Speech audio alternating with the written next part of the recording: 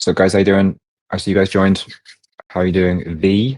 How are you doing? Morningstar, always say you knew May. Samira, good leave. Don't leave. I say your name and leave. That's rude. How you doing, guys? Welcome. Welcome. How You know you guys what's doing so today? funny? We didn't even speak to Wookie. But he has himself muted, so. Ooh, Brian. How you doing, mate? I've seen you in the chat. How you doing? Welcome, everyone. Welcome to our weekly podcast. I have here with me Chris and your toxic... Oh, I've got to do the rhymes. Toxic, Chris, is your chance to vote. Do you want me to do the rhymes? We want people We've to also got stay. Chibi with us. Don't leave them with it. No, Guys, type in chat if you want to hear me do the amazing rhyme. This is a rhyme that God himself No, was Chibi, no. Yeah, toxic. I can't remember it, but anyway. Oh, if you have any questions, do feel free to raise your hand. We do have one question. Thanks for raising your hand, mate. Feel free to ask. You're welcome to come up to the panel. Don't be shy. If you do know the answer to the question in 1 second opinion, you can ask. We've got Toxic with here.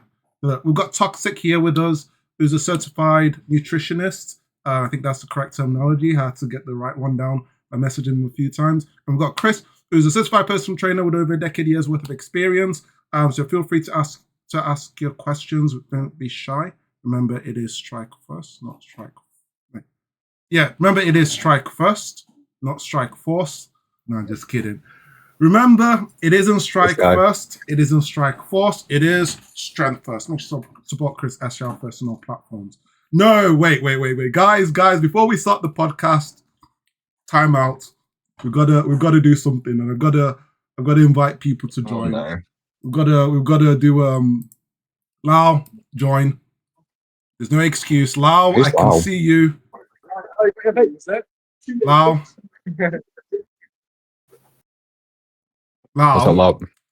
So, just before, get your apology ready. But first and foremost, how have you been, mate? It's been a while. Just to make sure I'm human. The optic. How have you been, mate? Just want to check up on you. Is everything all right? In case it's before we. You're muted, by the way, if you're trying to talk. He can't hear us. He says he can't hear us. Oh, he can't hear us? So why is he laughing? No, he could hear us. He's trolling. Because he said, when I said loud join, he joined. So he's out in the dinner party. Okay, enjoy your meal, mate. It is what it is. Enjoy your meal.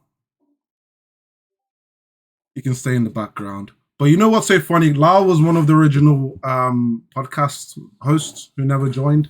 So I can't hear anything you guys talking. Anyway, we'll move on. As I was saying, I have here with me Chris and Toxic, who are certified personal trainers and nutritionists. Feel free to ask your questions. Don't be shy. Raise your hands. Welcome. Came to say hi. I do have a question. If there are no questions being asked. I love how he says hi while I'm trying to ask my question. That's fun.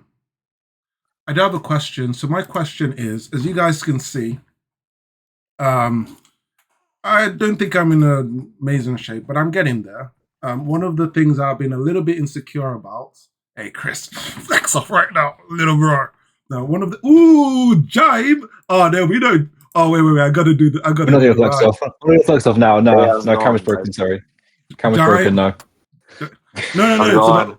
Yo, dude, how you doing? Welcome. We've got the full team here. Bro. Nice. Glad to have you here. Guys, Jaime is a bodybuilder, so we've got the full package. We've got the knowledgeable personal trainer who is myself. No, I'm kidding. Who is Chris? Who's experienced.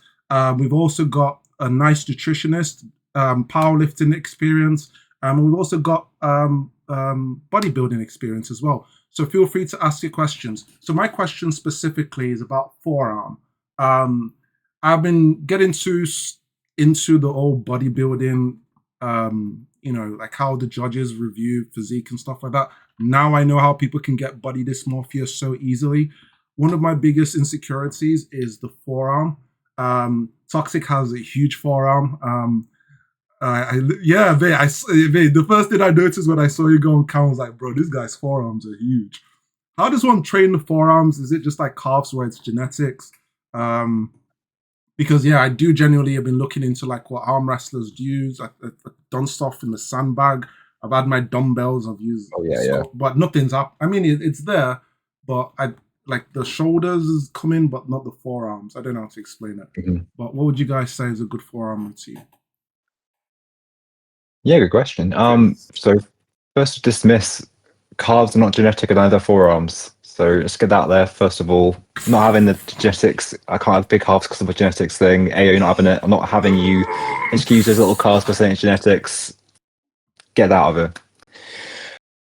So forearms we talk about. So I think forearms are kind of overcomplicated. People just don't make them a priority in their training. So people may stick forearms at the end of a workout, but they don't make it a priority, and as a result, their forearms don't get very developed.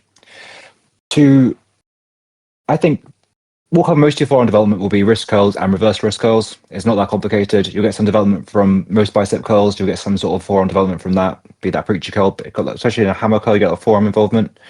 It's not that complicated. You'll get some carryover work from deadlift training, from grip training. But for direct training, for hypertrophy training like another muscle, keep them in a hypertrophy rep range. Wrist curls, so just a wrist curl towards you, curling the wrist, and a reverse wrist curl, like a wrist curl. So work the main muscles on the front and the back of your forearm. If you add in some hammer curls as well, it's going to hit most of your bases for forearms. You can do extra fancy stuff. You can do like a rolling thunder grip rolling thing. You can do all this fancy strongman stuff. You can do all this arm wrestler stuff, but that's going to give you the meat potatoes in my view anyway. And now Toxic and John, feel free to tell me I'm wrong completely. I think you're spot on the money. I do not have my wrists are notoriously skinny, so I guess that helps in making your forearms look bigger if your wrists are thin. But I would just say I would generally, in my very limited experience, I would focus on high rep work. I would not tell people to go for 1, 2, 3, 4, 5 rep max on wrist curls or reverse grip curls. That way lies Snap City. And they, in my experience, they recover quite quickly.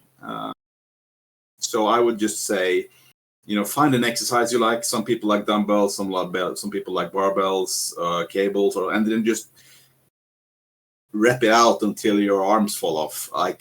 Is it optimal? No, but I don't believe in optimal. But it's also because the pump you get is so insane. When you just do like 15, 20, 30 reps, that the fun will sort of take care of it for most people, I think. And then, sure, you might be needing a assistance getting out of opening the door into your car afterwards. But you'll find that in a day, maybe 2, you'll be fresh again and you can go again. I think that it's like with calves, basically, they handle such a lot of work. You really, really need to work them to actually wear them out. So don't be afraid of training forearms or whatever many times a week. They are not quads or glutes. You can really hammer them often. Same with lateral delts, I think, and rear delts. They're small muscles. They recover quite quickly. So find an exercise you like and pump it. My limited experience. I'm not a bodybuilder though, so take that. Thank you. So what you're saying is another excuse to trade arm for more days in a week. Thank you. I appreciate it. Yeah. So to be honest, I never really trained forearms too specifically for a long ass time, even now, just because my forearms were always developed when I was younger. I played a lot of like baseball and stuff like that, right? And just through my strength training, given like my genetics, I never really had to hit them specifically. So for me, I'd probably be a bad person to ask about this, to be totally honest with you. So, but there's definitely other muscle groups where I've had to prioritize them with my training. So I would suggest that if that's the case for anybody else. Cool. Thank you very much, guys. Really do appreciate you.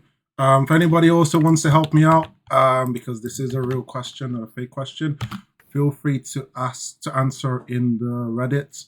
There have been people who have been giving some detailed exercises like seated palm. But yeah, not too much on me. Mossy, thanks for raising very quickly. your hand. I want to quickly add. I want to finish it off here really quickly.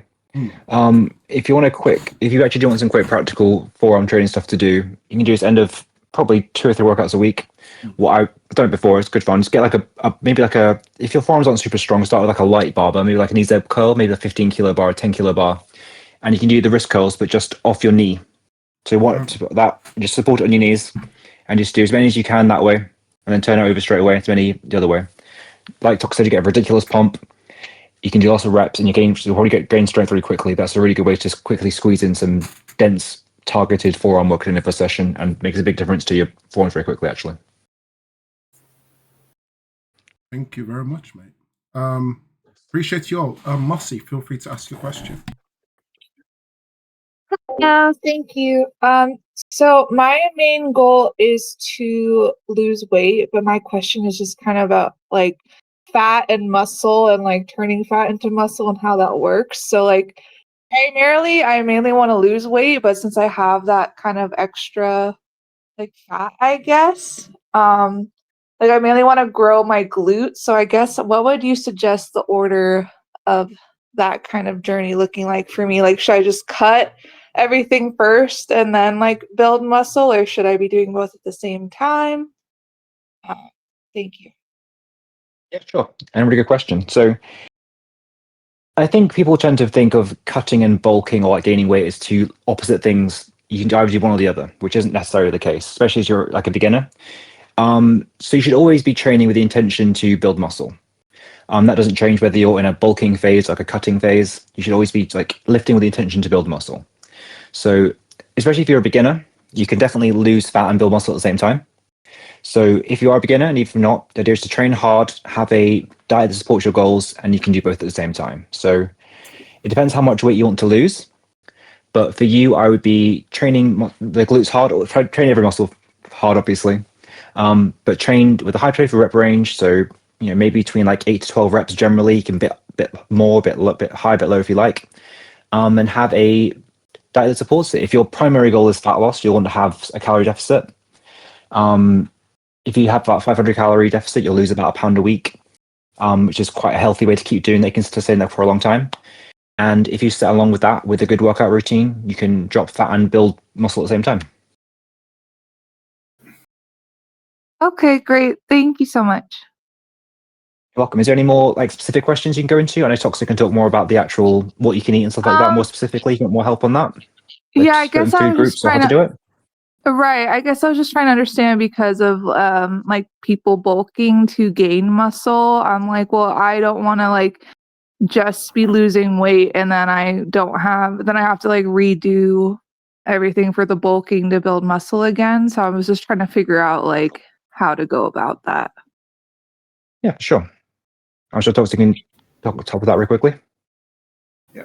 So I have to make a stop. You said earlier that you how to turn muscle into fat, and I just have to address that because that is a very common misconception that many people have, is that you cannot turn fat into muscle or muscle into fat. If you are very strong and very lean, and then you sit on the couch and you eat a lot, then your muscles will atrophy and they will weaken, they will shrink because you don't use them, and your fat masses will go up.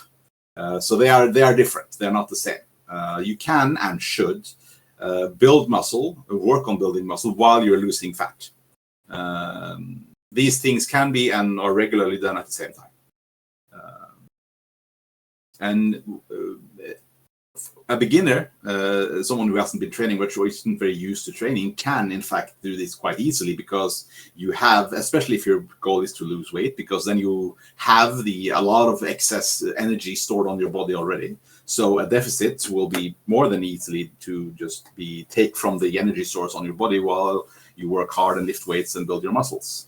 Now, some people, and whereas if you had been, let's say, for example, you had been very skinny or very tall and very skinny, and then you say, well, I want to build a lot of muscle, then we would say, well, if we do a lot of strength training and we give you a lot of calories, you will probably perform better in the gym. You will probably build muscle a little bit faster, and you also recover faster. And you need more and if you are like tall and skinny, you need more muscles, and that to get them in, you have to eat. But we wouldn't.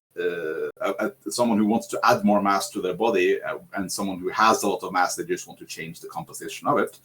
We don't tell them to do the same thing because they want different outcomes. Does that make sense? Yes, it does. Thank you for clarifying that. I appreciate it. So in your case, I don't know you, or I don't know how much your weight, and you don't have to mention this on the air if you're not comfortable, obviously. But I would definitely start doing strength work for your glutes, for your thighs, for your quads, for whatever musculature you would like to build, while addressing your diets and seeing if there are changes there that you can do that will be easy to put you in a deficit. And then I would say be patient. You will get better results if you take a little bit longer time and to resist the temptation of being impatient, because that way lies danger and not being happy with the results. And then eventually it'll fix itself. Okay, great. Thank you so much. I answered everything for me. I appreciate it. No problem. Perfect. Thank you very much, Marcy. Marcy, quick question. How long have you been in the server? I'm new actually. Like someone else in a different server had the tag, and I've been like going on a fitness journey here and there. So I saw it and I was like, oh, like this would be a really useful resource for me. So I appreciate you guys doing stuff like this. Yeah, it's the edutainment's marketing, right? You use the GIAT tag, and then everyone's like, oh, this is interesting. I want to have this. Right. Oh, they're actually very knowledgeable. Hey, 500 IQ right here. But yeah, welcome to the community. We've got a nice community. We've got positivity sections. Recommend that you check them out. Make sure to ask if there are more personal questions that you do want to ask these coaches. They are not just Discord coaches. Most of these guys, it is their profession. Benefit of this podcast is people are getting these high quality coaching experiences completely for free. DM them, reach out to them. They're going to be able to help out. And yeah, have a lovely time in the community. If you have any more questions or follow-up questions, don't be shy. Feel free to ask. And it's a pleasure talking to you. Thank you so much. I appreciate it. Thank you. No worries. Cool. I'll move you back in the audience. If you do have any more questions, do feel free to raise your hand. Guys, if you got any more questions, do feel free to raise your hand. We are willing to help. Don't be shy. As you can see, these guys are absolutely amazing. I can see that Kanyas might have a question. But before we apply some pressure on Candy, I do have a question.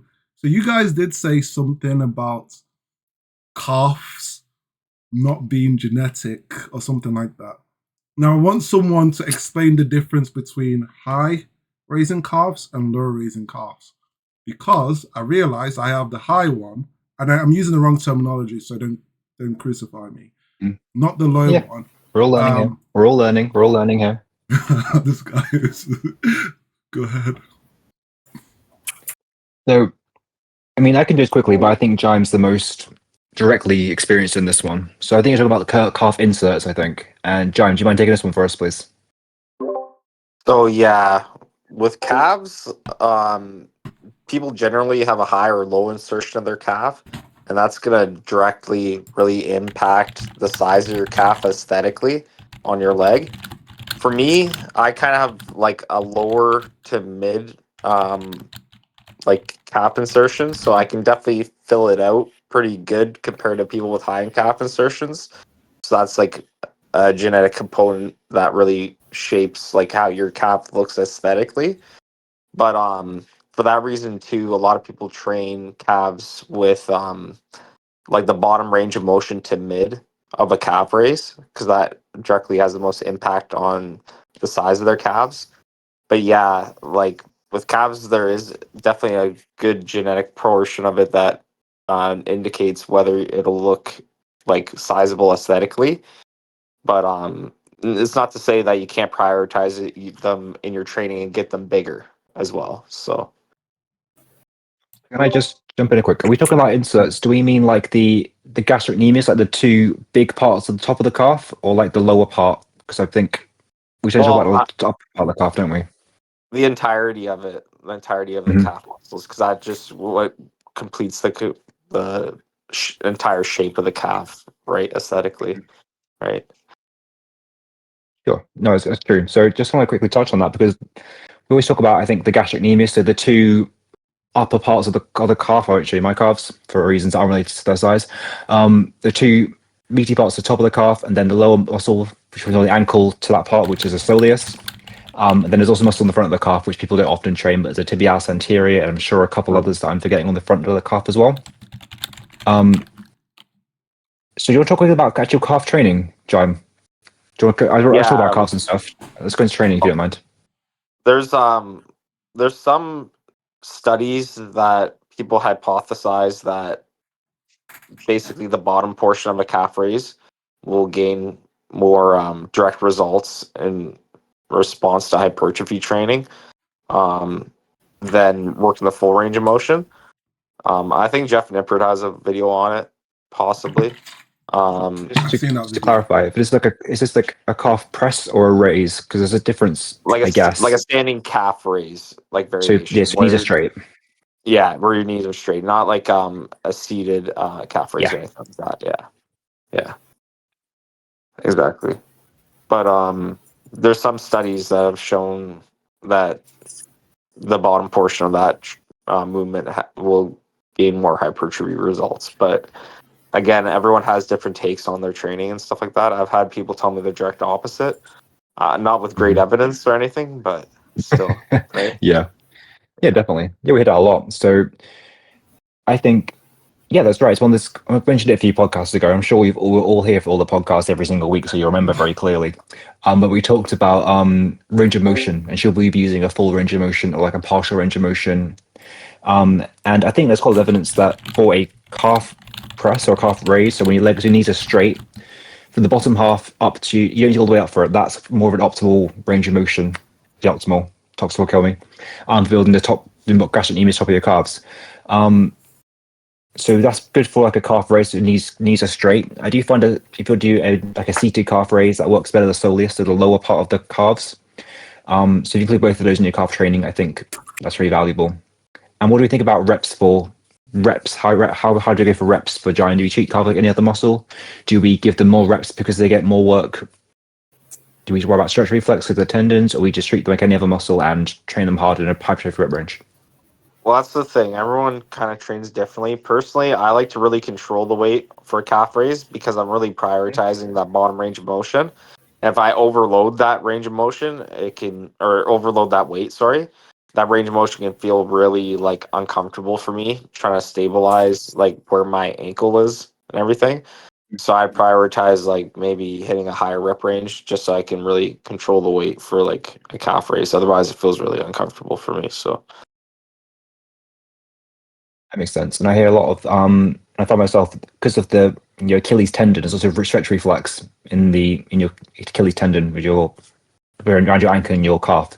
So I do find having a control range of motion, maybe in a slight pause at the bottom, can be really beneficial for calves. Obviously, people see people bouncing up and down all the time. They're working the tendons more than the actual muscles most of the time. Yeah, I'd agree with that as well. Yeah. And also, we all know the ultimate calf hack is just to be very, very heavy for a long time and walk around and build calves with a big cliche of the football coach, the massive big guys with huge calves just from carrying their body weight around all the time. The ultimate hack is just to be really, really heavy. And then every step My is a weighted calves were calf bigger raise. when I was heavier too, honestly. Yes. I think there is something to it. There definitely is something to it. Yeah. I Are you need to saying to be maybe fat go on a dirty or? walk. The calves back. Okay, I was wondering what do you mean heavy. Okay, well, yeah, it makes sense because my mom Honestly, has fucking massive calves. I'm just like, wait, what? Doesn't even exercise, and she always makes up the same excuse. I used to be a runner. You get your genetics from me. It's like you're short. I don't want to go into anything. Hey, but I love my mom. it's getting personal. It's getting personal. It's like what genetics? It's like we're opposite. But anyway, cool. Next question. Should we do Samuel first? Samuel left. Damn, sorry, I Samuel. think Sam said he can't speak because he's at work. But I spoke to him the other day. I was talking to him in the fitness chat. I'll get back to him again. Yeah, cool. Samuel, if you're still here, we can do your text question, which is here. But while we've got you here, Krypton, feel free to ask your question, mate. Yeah, hi.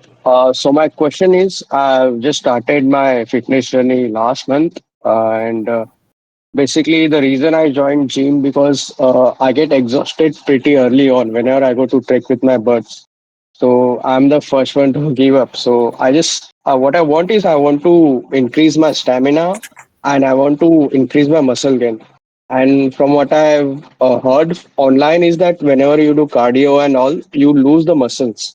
So I don't want that to happen. So is there any way I can gain stamina as well as muscles? I'm sorry if it's a basic question. No, at all. No, Is no, this no. Good question. Very good question. I think yeah? it's the question a lot of people have. So thank you for asking it. Toxic kicks Yeah. off. So, luckily for you, this is a misunderstanding of how basically the body works.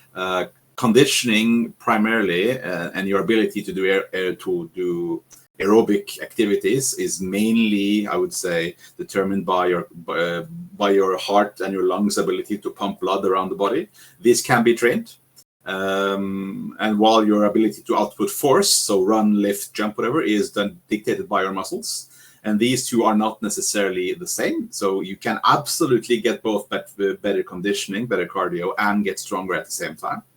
What I think most people mean when they say that cardio kills, gains, or deletes your muscles is that if you generally you do not have infinite energy when you hit the gym. So if you start off going to the gym and you have this, well, I want to do 1 hour of intensive incline running, and you run yourself into the ground, then some of that energy you use to run will be energy you could have used for training legs, for example. So if you want to train legs, but your legs are already super tired from running, then you will not have as much energy available to you to do a leg press or to train your legs very hard.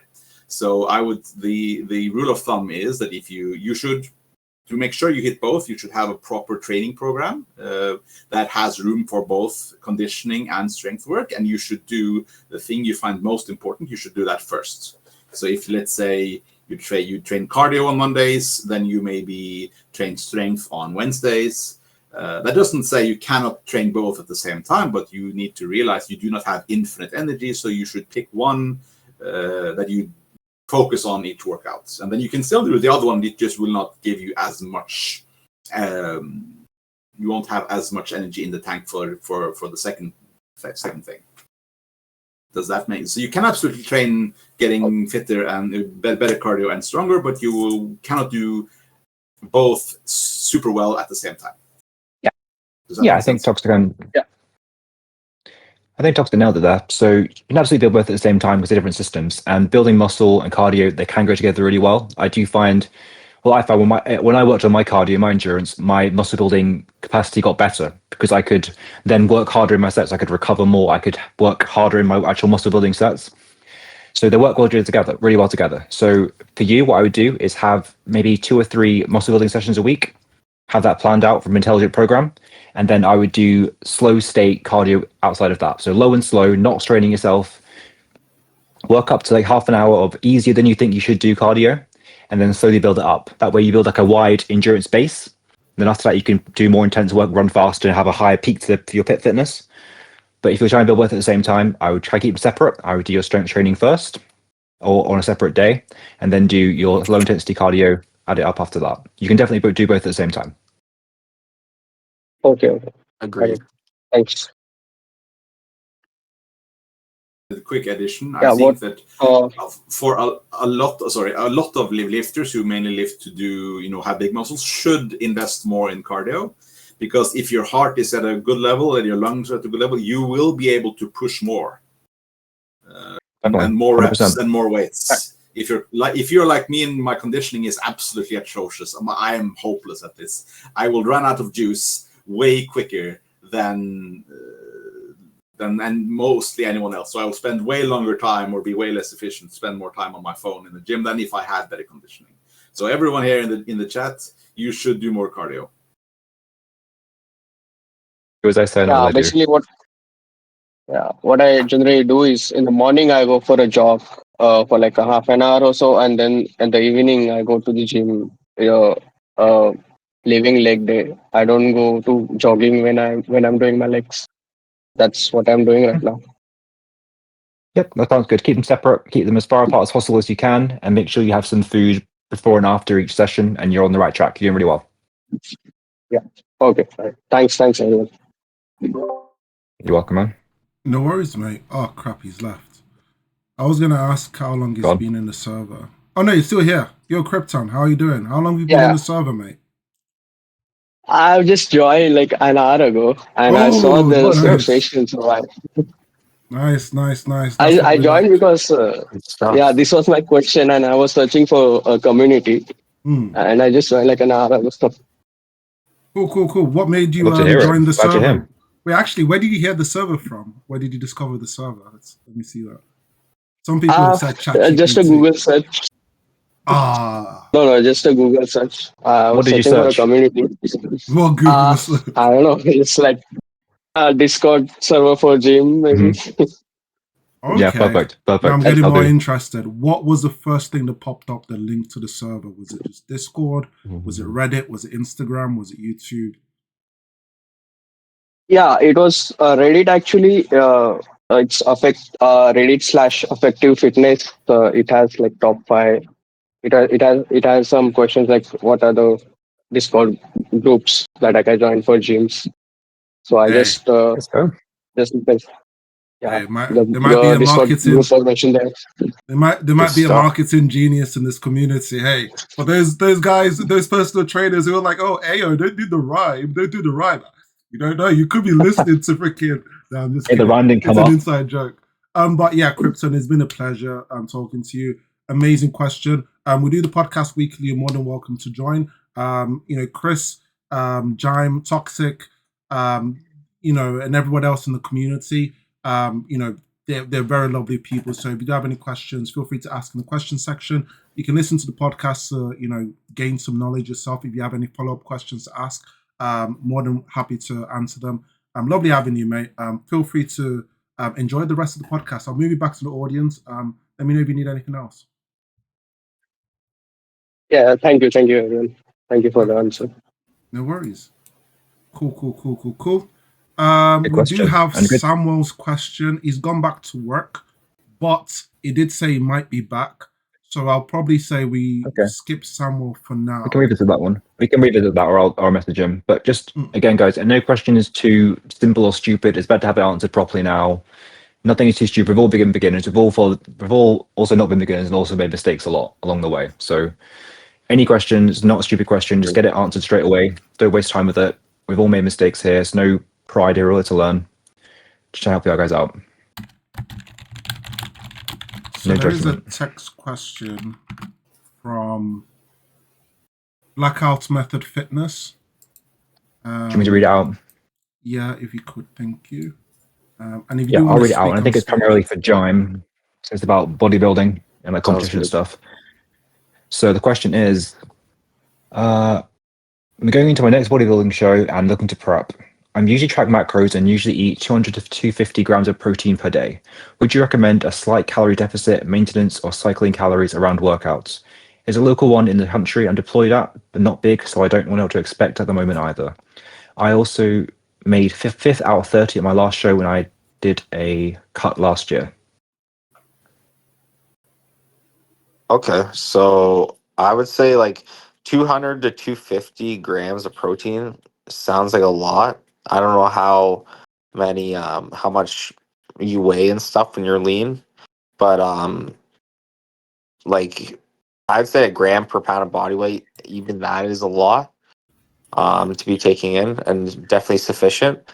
And when you're in a caloric deficit, it doesn't like when you're trying to get into a caloric deficit, I should say. It doesn't matter whether the macronutrients that are putting you in a surplus are protein, carbs, or fat. If you're in a caloric surplus, like you're not going to be getting more lean and conditioned for your show, right? So I would suggest probably you wouldn't even need to most likely take in any more than 200 grams of protein per day, if that. And then additionally, I would say cardio is definitely important in getting those last few pounds of body fat off. If you're trying to be coming into show conditioned. And yeah, from there, like you have to play kind of a balancing game between your caloric intake and the cardio you do, right? Because you don't want to push cardio too hard that's impacting your ability to output in the gym. But at a certain point, you kind of have to have some give and take with that. And there's a lot of intricacies that come with that that probably require a coach, to be honest with you. And that basically sums it up. Here's a strong answer. So it says he weighs 210 pounds, about 18% body fat. So I think it all sounds very good. He said about calories around a workout. Do you put, because I find generally the leaner you are, more of a deficit you're going into, the more important carbs and really post-workout nutrition, peri-workout nutrition, I suppose, is. Do you find that? Do you put focus for carbs around workouts or before? Do you think carbs are very important? Would you keep carbs in? Because the more I'm experimenting with clients and myself, I'm finding carbs are more important than most people give them credit for. And I like carbs beforehand, but I do think carbs around a workout are actually very important. I just want to ask your perspective on this as actually a competitive bodybuilder. Yeah, so the thing between the three macronutrients, like you have to be hitting a sufficient protein intake per day for sure. And then carbs are the most effective use of energy in relation to high intensity training, right? So you really want to keep carbs high for as long as you can in regards to a prep. But the fat intake, realistically, most people don't need like a very high fat intake to have optimal hormone production. Like I'd say for males, like if you're hitting anywhere between 60 grams, right around there, of fat per day, you're probably hitting your macronutrient intake. So the easiest macronutrient to limit for most people is their fat intake for like a prep. But carbs are just so essential in keeping that intensity in the training that those should be Really? limited, one of, if not last, right? But that being said, a lot of people think that their protein intake should be like higher than realistically it needs to be too, I would say. So yeah. I think 100%. I think people are always trying to think because people have protein shakes and because they hear like, I don't know, they hear something online like, oh, Ronnie Coleman ate, 300, 400 grams of protein a day. If I have more protein, I'll get more gains. When that's, I guess, to a point, their protein actually gets in the way of your progress because you're not getting the carbs, you're not getting the actual energy to train properly. Do you think that's the case, or am I just getting the wrong end of the stick? I think the thing is with Ronnie Coleman was he was one of the most genetically gifted bodybuilders of all time, and he was on a ton of gear. So his ability to synthesize protein in those quantities is like vastly greater than definitely any natural ever. So Mhm. people have a misconstrued idea of what their intake should be for protein, given like what they see like Ronnie doing in the old tapes and Jay Cutler and stuff like that. So yeah.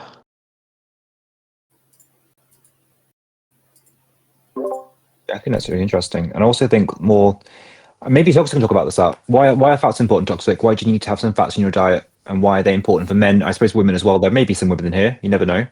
Are fats more important for women in their diet? Are they more important for men? Do you mind going into it very quickly?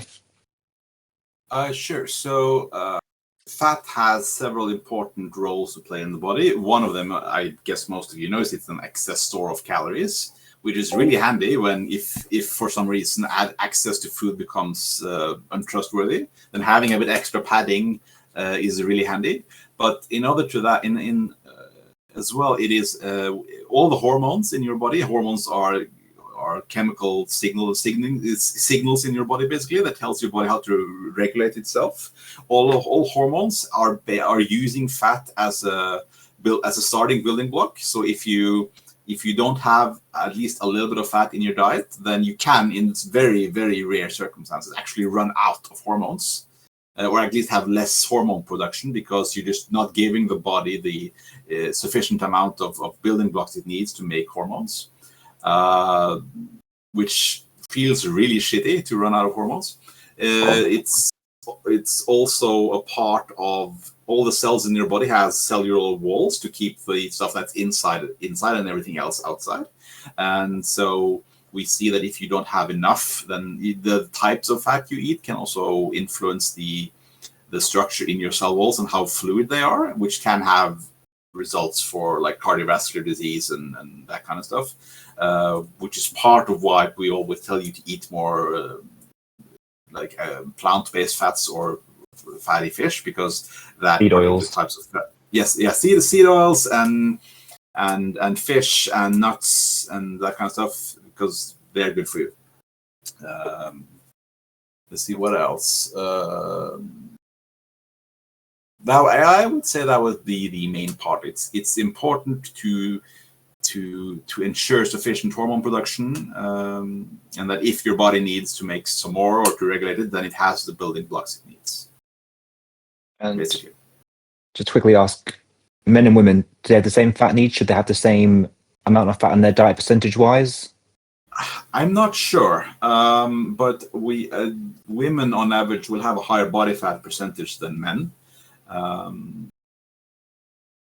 But I think usually women on average are smaller than men, so I think that's the main differentiator, in that women usually will have less total calories, both less protein, both less carbs, less fats, and so just because on the average they're smaller. I don't know that they should eat more fat because they have the higher body fat percentage, or more because they have more body fat percentage. It might be, I don't know. But usually the current docs that I know goes to bigger people need more in absolute terms. Like if you're 50 kilos or 135 pounds, you're not going to need as much protein as someone who's 400 pounds or 200 kilos. Just because they're small, they're bigger and smaller. But eating enough fats is absolute, and it's also a very potent carrier of certain vitamins, A, D, and E. So for all of us who live in the dark and the cold, we're extra at risk of developing vitamin D deficiency because we're not out in the sun. I mean, you can tell by Chris, he's not been out in the sun for months. In years. Yeah. He's blending into his sofa, from what I can tell. So he has a high risk of developing vitamin D deficiency, and eating enough fats especially from salad and fish, can help him conquer that. Yeah, thanks, Josh. That's nailed it, I think. Yeah, and just a quick comment, I see Chibi says, lol, speaking of which, I got a blood test this year and the doctor said impressively low on vitamin D. Yeah. So yeah, you need to start your fish maxing, bro. Or vitamin D supplements are sold everywhere. I do not think you need a prescription for that, at least in the lower doses. So pick up a vitamin D deficiency and have like 20 micrograms a day, and that should cover it. Because that's good. Because most people, at least I do, if you run into lower levels of vitamin D, most people get cranky and they get turned really unpleasant, and it's easier to fall into having low moods. So if you have like depressive tendencies and you get a vitamin D deficiency, you get really depressive and you get really unpleasant, and your sleep starts going to shit, and your mood goes out the window, and everything that's nice about you stops being nice about you. So yeah, and some people can also experience hair loss from low vitamin D levels over time. And bone density as well, stuff like that, like all sorts of bad things, really. Oh yeah. So yeah. There's no point. Don't aim for having a low vitamin D. I'll just put it at that. It's not a good place. Impressively low. Impressively low. I like that. That was nice. Cool. I do have. That's the thing when you're Chris? dieting too. It's when you're dieting, it's very prevalent to become more deficient in micronutrients because of your lowered intake of just food in general. So that's when supplementation becomes even more important, when you're really getting into a deficit. Perfect. I do have a question, but Mimis Man, sorry mate if I'm butchering your name. Feel free to ask your question first. Oh, you're good. Yeah, I have a question. I want to get y'all's opinion on lean bulking when it comes to like high protein intake. I know the rule of thumb is like 1.5 grams per body weight per pound of body weight or something like that. And I just wanted to know say you have an individual, a bodybuilder that is eating a lot of protein, not a lot of carbs, and a lot of fat. He's in a surplus. So would he be gaining more muscle than fat in that area? Okay, You know what I interesting. mean? Yeah, absolutely, man. Jaime, it sounds like your expertise as a competitive bodybuilder. Do you want to jump in, please? So I would say, like, again, the capabilities of, I presume you're natural, right? So the capabilities of a natural to synthesize protein is probably like a gram per pound of body weight is reasonable for almost all situations, I would say. Now, if you're a competitive bodybuilder competing on tested shows, that's entirely different. There's definitely a chance you could probably be having a higher protein intake from that and benefit from that. But I'd say for shooting for like a gram per pound of body weight is generally like a safe call.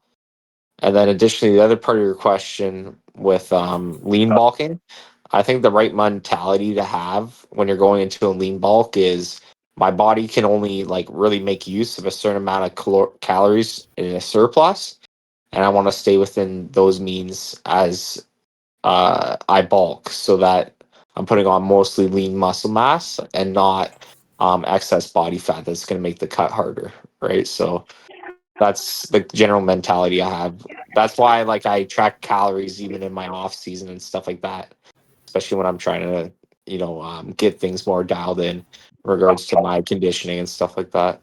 So Yeah, I think, Jam nailed it, obviously. You know exactly what we're talking about. I think it depends for lean bulking of how you approach it, like you said. So in reality, you only need a small surplus to, if anything, to build tissue. So that muscle you can build a day is depressingly small. It's something like 12 to 15 grams of muscle you can build, lean tissue you can build a day, which is depressingly small, 12 grams a day, right? Which takes a very, very small calorie surplus to cover. If you want to have almost guarantee you get enough calories for that and go a little bit over, maybe have 200, 500 grams of surplus, maybe even more, just to guarantee you're getting that, to make it, you're building that muscle each time, that's okay. But it does mean you're going to add more, non-lean tissue, gain more fat, which means you're probably going to have a longer or less pleasant cut to get the fat off afterwards.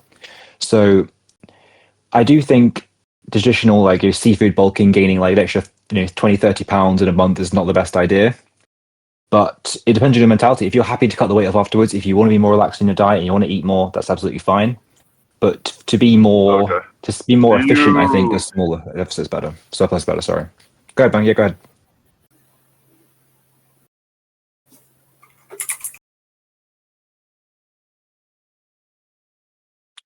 Mimi's man, you there? Hello? You first speak. Yeah, Hi there. I'm cutting out real bad, but yeah, No that's worries. really good insight. Do you recommend cardio if you're on like a lean bulk, or do you think that would just kill your, because you're burning calories, right? Would that just like kill your muscle growth? Sure. So I think low intensity cardio always has a place in your training. Like I do think low intensity cardio, so not doing sprints, not going out, and also not going for like super long 2-hour runs or anything. Low and slow cardio for maybe half an hour, 3-4 times a week. If you factor in the calories you burn, it's only going to improve your bulking because you're going to get better mitochondrial efficiency. You're going to be fitter. You're going to be healthier. You're going to be able to have better endurance to push those muscle building sets even harder.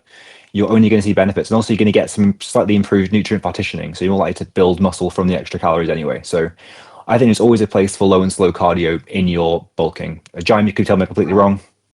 I agree. Yeah, there's Awesome. definitely like with cardio, there's definitely a threshold where it becomes non-beneficial and impactful on in a negative way on your training. But that threshold is definitely higher than most people would think. You know what I mean? So And a quick follow-up. Okay. Like, as you said, there are limits to how much muscle you can build at a time. Like, I wish we could just give you like 5 grams of protein per kilo and like have it intravenously giving us to 25 hours a day. If you eat more protein than let's say, then the amount of stimulus you've told your muscles, like, okay, you really need to build, and then you eat a lot more protein than that, your body is not dumb enough that it's going to say, oh, well, just chuck it out and just throw it out and we'll not use it for anything. It'll still contribute to being in a calorie surplus. It'll be used for energy like everything else. So, of course, and then you'd say if you're focused, you have, I assume, a limited amount of calories you're going to eat per day, and if you spend more of it on protein, it'll end up in the same place eventually as carbs. But protein is usually, unless you're living off of powder, it's going to be way more expensive to live off of chicken and beef and whatever than carbs, especially if you make smart carb decisions like vegetables and legumes. So I would say eat a lot of protein, sure, but also don't overeat on the protein to the point where it displaces like fibrous vegetables, because both of them will keep you full and give you energy. But vegetables are far cheaper per amount and will also keep you full for longer and you also keep you from burning out on, oh, well, it's chicken and only chicken again, for keeping the food somewhat interesting and not just another chore, which will help you stay consistent with the eating over time. So that's my argument for not only living off of protein, but also keeping some vegetables in your diet. I do have a follow-up okay if you- question. Not you. It piggybacks off Mimi's man. So we've talked a lot about. What do you mean, not me? We've talked about a lot about protein. I have a lot of people in my family who are in medicine, and I always feel like there's this clash between fitness, especially bodybuilding, and medicine, because whenever I'm eating protein, they're always like, be careful so you don't give yourself gout. First and foremost, can someone explain what on earth gout is? I've asked ChatGPT. It's helped me out to get an understanding where it gets stuck in your joints or something like that, and then you have pain as you grow older. I want to have a better understanding. And am I at risk? And I don't know if you've come across this. Toxic as a nutritionist, Chris as a long-time personal trainer. I think you've also helped elderly men. I think you said that the first time we started talking. And then Jaime, from a perspective as a bodybuilder, is that something that's like, have you ever seen like vets in the industry and they suffer from it? I just want to be careful. I don't want to like, yeah. And also, sorry, piggyback off Mimis Man's questions. Yeah, we'll have to go into this. Mimis Man, did that answer your question? Are you happy you had your answer fully answered about lean bulking? Any follow-ups? Mimis Man? If you do, just jump in. So I think you're cutting out again, potentially. Hello. Yeah. Hi there. I'm good now. Okay, cool. Did that answer your question? Are you fully answered up? Yes. Thank you so much, guys. Also, I have one more. Can I get Charles' opinion on one more thing? Yep, sure. So I've been working out for like 5 years, roughly. Like in grade school, I did sports, like football and stuff. So I was always in the weight room. But in my bodybuilding journey, I guess, I picked up like, I don't know if it's a bad habit, but I smoke like cannabis during my workouts. Do you think that's like a negative impact on building muscle, or is it like, does it not really matter? Sure, so interesting. I don't think the actual substance itself will have a negative effect on building muscle, on all honesty. But anytime you're burning and smoking something, that's going to have a negative effect on your respiratory system. And then when you get, bad lungs, it's going to make you harder to push harder in your working sets. Your cardio is going to be worse. So I don't think the substance itself is a major takeaway, unless you go too far and you end up hurting yourself or injuring yourself or anything. I don't think that's the issue. I think the actual burning and the inhalation of that is the main issue more than anything, in all honesty. Though, Tox, I could be totally wrong. You are a nutritionist, but I'm probably not this kind of nutritionist.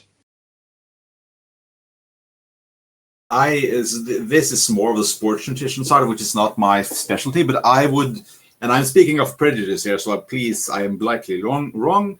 I would guess that if you're taking substances that have a soothing, calming effect or some sort, I don't partake, so I don't know. I would not expect you to be like, okay, let's fucking get this. I would not expect you to be able to put forth the mental hard effort. Okay, let's really crush the weights, or let's hit the the really hard sets as easily as if you were, let's say, if I stood there with a gun to your head saying you're going to hit 50 reps now or I'm going to shoot you. So I would not expect. I would say it might have a mental effect, maybe, or maybe, as Chris said, annoying your lungs, which could influence your cardio negatively. But in terms of the cellular mechanisms of muscle building, I don't think that should work directly, but it is not my area of expertise, so I don't know. Okay. I'll say too that I occasionally do participate in recreational cannabis use, but I never do it before training. You know what I mean? That would just be very suboptimal for sure, because of just the nature of it, right? So. Yeah, you don't want to stink up the whole gym. Well, I just think it's just counterproductive, right? I'm not gonna, participate in recreational cannabis use, then take some pre-workout and crush legs. I'm not doing that. Yeah, I think as a relaxant, maybe if I'm not saying it has a place, but I wouldn't do it before I wanted to focus and give intense workouts. You know what I mean? Maybe afterwards, maybe as a recovery aid to sleep, perhaps, even though that's kind of research out for that. I wouldn't think during, operating heavy machinery or heavy weights is the optimal time for us all. No, I'd agree with that. Okay, awesome. Well, thank you, man. Actually, really interesting questions. I was cringing away, but that's actually a good question that may actually affect a lot of people. So, any more questions? Really good to talk to you, man. Any more questions? Happy to answer it. If not, we'll talk to you again very soon. Yeah, I appreciate any more y'all's time. questions? Thank you. Appreciate you, dude. Yeah, actually, quick question. How long have you been in the community? You just recently joined. Been here for a while. And he is gone. I think he's been here. He's out of here. I seen him in the he was rage baiting me. Oh, really? Yeah, he was were you there? That's always fun. It was wait, quick Mimis man. Quickly rejoin. Wait, were you the guy who was rage baiting me the other day about I think you said something about powerlifters? Yeah. Oh man. Coin 4K. That week I've been waiting for a reason to ban someone. Just so much stress. Just wanted to ban. Yeah, guys, you want to know that I don't ban people?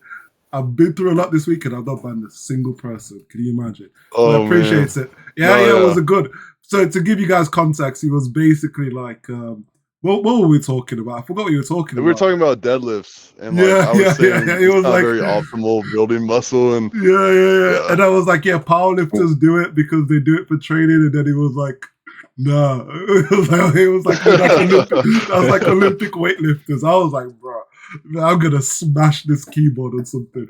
But anyway, he dodged the bullet. He dodged the bad hammer. All jokes aside, how are you finding the community? You enjoying it? You having a good time? Oh yeah, this community is pretty cool. It's I'm not big in Discord fitness communities, and this one's actually the biggest one I've seen, and it's a pretty good community. A lot of positive people in here and good advice.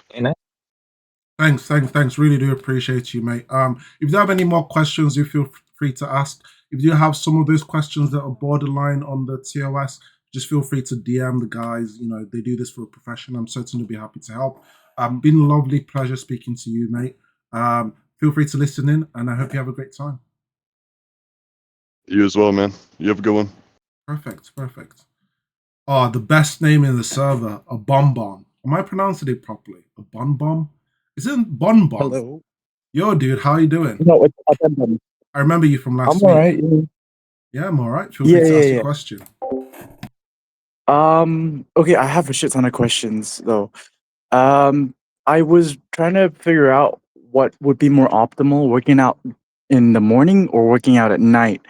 And I looked at some research papers. One was Oh very no. vague, about, like eating it, doing it before breakfast or after breakfast, and then the other one was very specific on like hormones and when they get released and all that other stuff. And like I'm just Mhm. confused.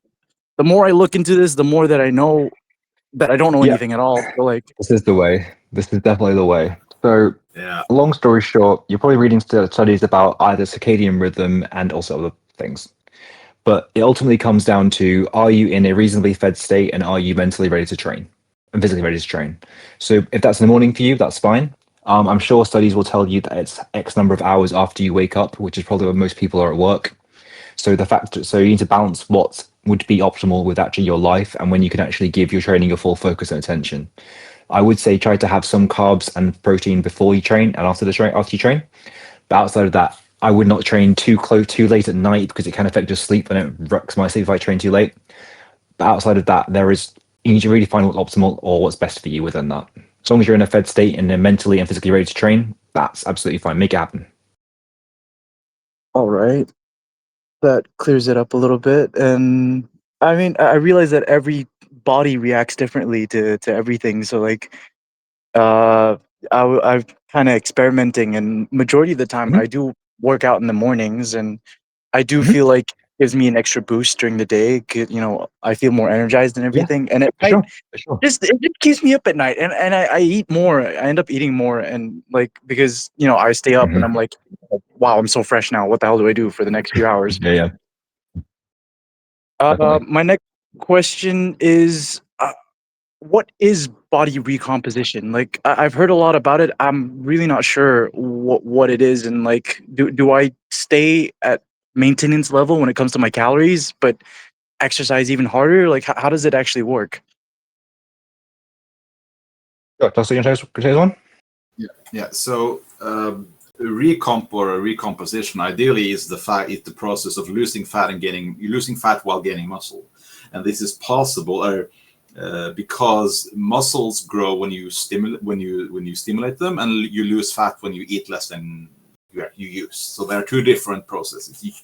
And this is especially true if you're a beginner, or B, overweight or obese, and C, ideally both. So a brand new beginner who's never touched weights can do a lot less and eat very little and still grow because they're carrying around quite a bit of energy, so they can take the excess adipose, the excess body fat, and use that as fuel for building the muscle. But if you are lean and you have trained hard for long years, then you don't have the same amount of energy stored, and your body will need more and more consistent effort to grow. So body recomp is basically trying to do two things at once, which it can do, but it will not generally be as efficient as doing one thing at a time. Does that make sense? Yeah, kind of. So like, it's sort of trying to like cut but maintain all the muscle at the same So, time. It's Yeah. kind of okay. so it's kind of, yeah. So your body weight on the scale will probably stay the same, but your fat's going down, your muscle's going up. If you know what I mean. So the weight will go down because of fat loss, but it'll go up because of muscle gain. So the weight on the scale will stay the same. You'll look different. You'll feel different. Your body fat percentage will go down overall because you'll have less fat and more muscle for the same weight. Yeah. Okay, that's all right. Yeah, I get that. Okay. If you And don't, you can my next, say, and we can explain it again. It's fine. If you don't have to say, that makes sense. Because if it doesn't make sense, it's fine. We can I'm go again. It's not a problem. I'm just processing it. Yeah. Because it's really early in the morning right now for me. It's All right. about, but Oh damn. Workout time. no, it's I rest during the weekends because it's just easier that way. But I might Yeah. do some cardio. But my next question is: should I consider recomping, or should I just focus on trying to cut? Because my end goal is really trying to lose as much visceral fat as possible. And last I checked, my maintenance calorie is like something close to like 3,000 calories, which I think is insane. I shouldn't do that at all because I feel like that's not reasonable. I mean, it sounds like your priority is to drop fat at the optimal rate, I think a calorie deficit is a great idea for you. You can still build muscle as you train, even if you go for a traditional cut or a big deficit. It's still possible to build muscle if you train with the intention to build muscle. You can still build muscle at the same time. So if your priority is dropping visceral fat, which is a great goal, and dropping fat in general, I think fat loss should be the primary goal, and that should take precedence right now. All right. Okay. I guess I'll continue with my cut then. And the other thing is, my knee since last week has been acting up even more, and I don't know what it is. If it's something to do with my program, or if it's something to do with like just me being overweight. Like I'm really concerned about it. It's starting to affect my day-to-day life as well, and like, you know, I'm walking around and I could feel it, and like I don't know what to do, because it was an injury, an old rugby injury, like uh, a lifetime ago at this point. And I think it's because my left ankle got injured and my right leg like compensated for it, and now I'm trying to like find a way to like, you know, make sure that my left leg isn't lacking behind anymore and actually taking it, because it's starting to really hurt. Okay. Just disclaimer, we're not medical experts here, they're not physiotherapists. This is just fitness advice more than anything. I would say rest it for now. If it's causing you pain you can't get around in general, I would say limit your leg work for now. And take it easy. If you can do any calf raises, that could be good. Just with body weight, just move up and down. Sometimes if you strengthen the muscles around a bad knee, that can help out a lot. But if it's causing you a lot of pain in day-to-day life and you can't walk around, my advice would be rest it for now. Don't be afraid of anti-inflammatories in the short term, and have a medical look at it if at all possible for it. Yeah, Okay. like I had a meniscus tear about 2 years ago, just under 2 years ago, and it really obviously impacted my leg training and stuff. And for like about 3 months, I didn't train legs at all, just to let them recover.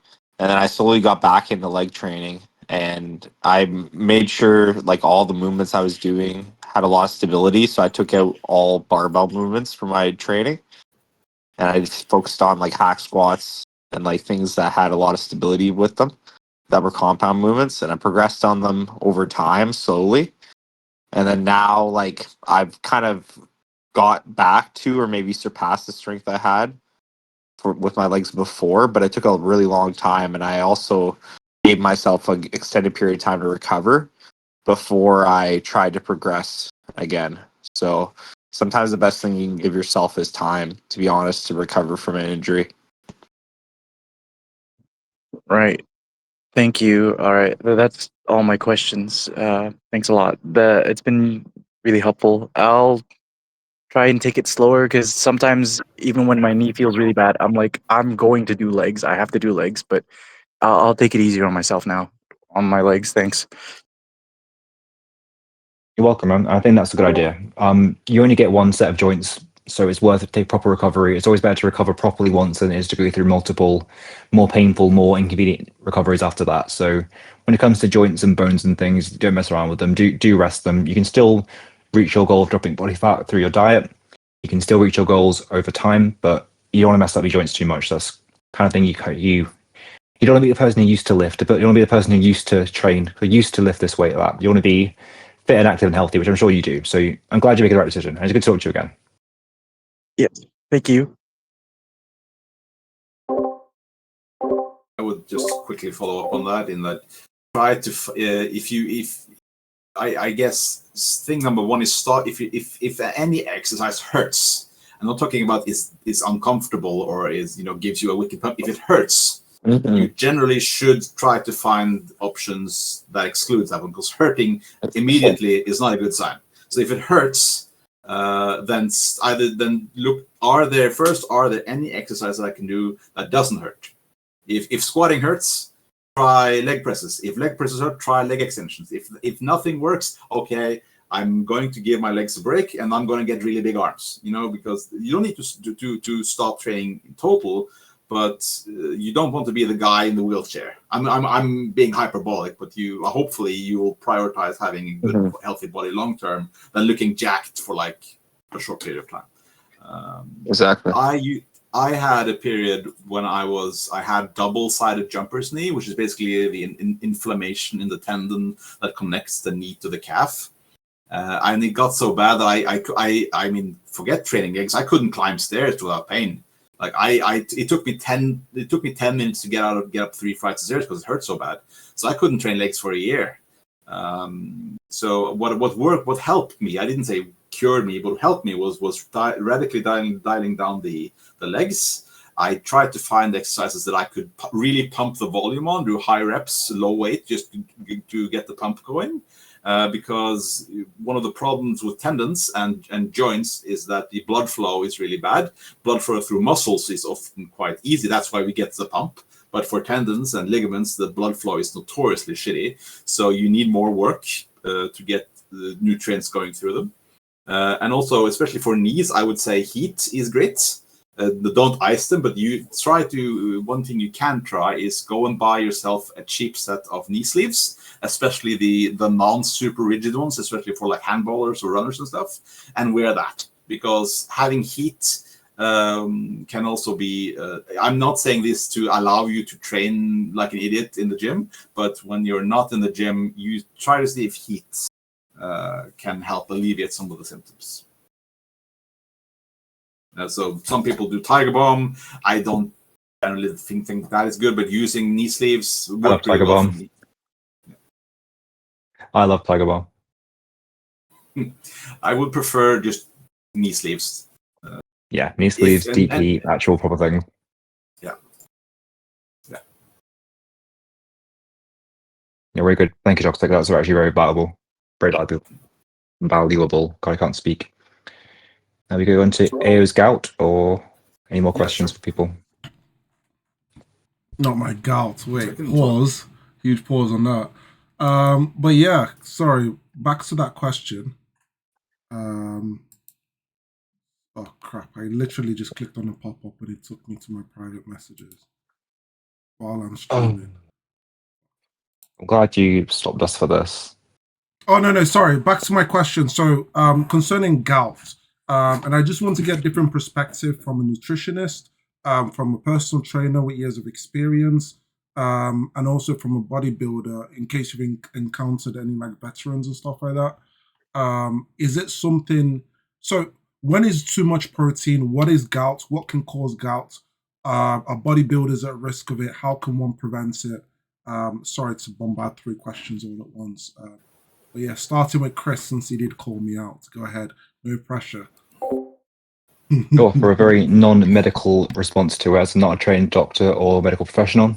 So gout, you always hear it's like the rich man's disease. It's generally caused by an excess of rich foods, which can be meat, but it's generally fatty meat, so things like pork. It's also caused by things like alcohol, and it causes soreness generally in extremities. Generally men get it more than women, and it's generally in the feet. If you watch Game of Thrones, Prince Doran of Dorne, he had it in his feet and he couldn't walk. They said it's a rich man's disease, which is right. People do get it now. It can be more of a genetic tendency to it. Protein-rich foods can contribute to it, but there's more to do with inflammation, to the best of my knowledge. So having lean chicken breast is unlikely to contribute to gout. Like I said, it tends to happen in older men most of the time, more so than women. It is manageable with medication, but I wouldn't worry about having high protein intake leading to gout. That's not a realistic outcome, to the best of my knowledge. Toxic's a nutritionist, and so he can give a more succinct and helpful answer than I can. Yeah. So what you have to remember, I'm not dragging doctors here because they are really good at their job, but doctors, they see sick people, right? Unless you're working in preventative care, doctors see people who are sick, and usually when we see gout, we either see people who have other forms of rheumatological disease. We see them who they partake too much in the alcohol, in the tobacco, in the high calorie foods. They move too little, they weigh too much, and they certainly don't lift. And the more of those things, they stress too much, they don't, they have a lot of factors in their life that predispose them for disease. It is a significant genetic issue. So if you have, let's say, if you have a lot of gout, a lot of rheumatoid joint pain, a joint disease in your family, then you're more likely to get it. But you still need to be or it will still help you if you get a lot of alcohol, a lot of cigarettes, a lot of high sugar foods, a lot of overweight producing foods, and live an overweight, obese lifestyle. And sure, you can get it from protein, but I don't think that protein alone will be enough unless you have the rest of the lifestyle factors. So I don't. And remember, it's like saying, well, don't, you hear doctors say, oh, well, don't eat your protein because you get kidney disease, right? But they are only watching people who have shitty kidneys already, and like, okay, they might need to eat differently than someone who is active and lifts and yaps online and is poor rhyming skills, so I would not, based on this is medical advice, but I would remember that doctors are usually into meeting sick people all day, and they might, and so their advice might be tailored specifically for talking to people with that kind of lifestyle or having a family history of rheumatological diseases. In which cases they have other stuff going on for them as well. If you have heart disease and you have COPD, then you're not very, very likely you're not in the gym 5 days a week. You're not eating super healthy. You have lots of other stuff that comes along with it. So while it is true that there are lifestyle factors to gout, one of them being a lot of fatty meats, especially red meats. So go for your chicken breast or your turkey or whatever. But I don't think that in and of itself is enough to make me worry. Unless you have a quite an extensive medical history you're not sharing with us for some dumb reason, which of course you should always share your life with strangers. Credit card numbers and credit card numbers, birth certificate. Sure. Everything. I've recently got Invisaligns. Well, there you go. I'm sharing my personal life with you. Thanks for answering the question, mate. Really do appreciate it. I actually do have a follow-up question after that. Jaime, did you want to chime in? Oh, I would just say I would like to echo what they said before me. There's a compounding of factors that generally lead to negative health outcomes like gout.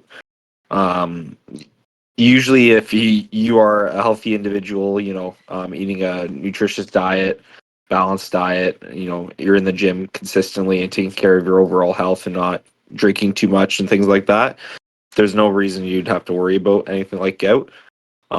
Again, there is some factors that can lead to a greater risk of that, but if you're doing the basics in regards to the gym and health and nutrition, you got most of them already down pat. So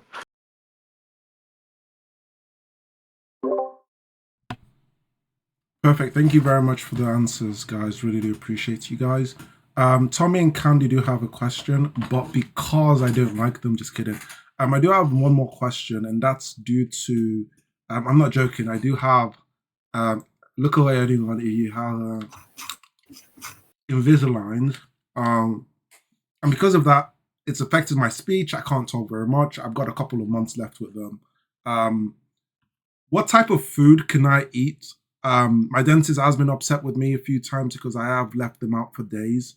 What meals would you recommend? Something that's soft, nutritious, high in protein, that I can basically get the macros that I need. I know some, I already have them. I eat more like smoked salmon now than ribs. So any insight that you guys have? Yogurt. First concern, this is you not talking a lot. What? Wait, what did he say? This is me. You said you Invisalign. You had to Invisalign so you can't talk a lot. That's just concerning that if this is you, there's more to come. That's all. Chris! So sorry, go so ahead. to answer the question, well, I'm talking a lot, guys. I think Toxic and Giant should talking. I'm talking too much, guys. I'm sorry. He doesn't. That's him. He doesn't know the answer. That's it. That's why. I'm just kidding. So let me just confirm what the question is. This is in regards to like food getting stuck in your teeth and stuff like that. Oh, Like, no. Sorry, I probably completely butchered that. And Chris probably knows how to respond to it, but he's just he's protesting because, for no reason whatsoever. So basically, I have Invisalign. Invisalign is basically like braces. And Yeah. I've had to drastically change my diet because I can't eat anything that's hard or that could get stuck in my teeth. Yeah. So I just Oh, wondered okay. if you guys had like recommendation or something that's high in protein, carbs, fats that I can use. Smoked salmon was a good recommendation. It's something I've had a lot. I'm not really a fish guy. I like my steak, chicken, anything where it's like it's got the skin and it's close to the bone and you can just like I don't know. But yeah, any Yeah. recommendation that you guys have, that's pretty much it. Soup I is think salmon boring. was a solid one. Salmon was a solid one because it's like a softer meat. But the thing is with red meats and like chicken and stuff, generally those kind of things are not the softest of meats. So kind of a tough go when it comes to protein sources unless you're going into like whey protein or eggs or something like that. Yeah, eggs is a good suggestion here, especially if you do like an omelet or a scrambled eggs, for example. You can get them to be quite soft. I would also look into vegetable protein sources like chickpeas and lentils and beans, because those you can cook to absolute shit and blend into soups, as been mentioned. I would also say if you absolutely need beef for protein, then go buy the tougher cuts and braise them or make them into stews. Cook them so they tender that they fall apart. Then of course you have stuff like protein shakes, and you have yogurt and quart and various dairy products with higher protein intakes or protein concentrations. Yeah, all good Don't suggestions. don't sleep on smoothies. Don't sleep on soup, and if you absolutely need to, you can go to your doctor, have them give you like a nutritional supplement, these drinks that are like made for people who can't eat. That's probably a bit too extreme for your case, but yeah, protein shakes probably will fix it. Or you could just go the full Derek Poundstone, go do whole chicken shakes. Anything can be blended. Chicken shakes the way to do it. Where is what's his name? The guy with the funnel. Who was that? You know who I'm talking about, the guy with the beans. Dimitri. Yeah, I know who you mean. Yeah. I know who you mean, yeah. The beans funnel sounds like a really good candidate here. I vote for this. I vote for the beans Good idea. funnel to return. I don't think he is quite as yoked as AO, but I think it should work. Don't encourage him. Outside of that, for carbs and things, obvious things strike to me like mashed potato. Anything really smooth like that's really easy to eat. Easy to get extra calories in there if you can't eat very much with extra butter, milk, dairy, if you want to. That cheese, I guess. Cheese melts very easily. I was joking about the chicken shakes, but any kind of minced meat can be valuable. So minced beef, minced lamb, minced chicken, even turkey. You can make something like a chicken or a turkey or a beef curry or like a chili kind of that. That's going to be easy to get down really easily without having to really chew it very much. You can always, use an immersion blender, blend things down if you want. Yeah, all kinds of chilies and curries, I guess. I wouldn't really suggest pasta because even if it's not al dente, it's kind of soggy anyway. It's not very pleasant. Rice and mashed potatoes seem like the best thing to me because you can get them out without minimal chewing / that.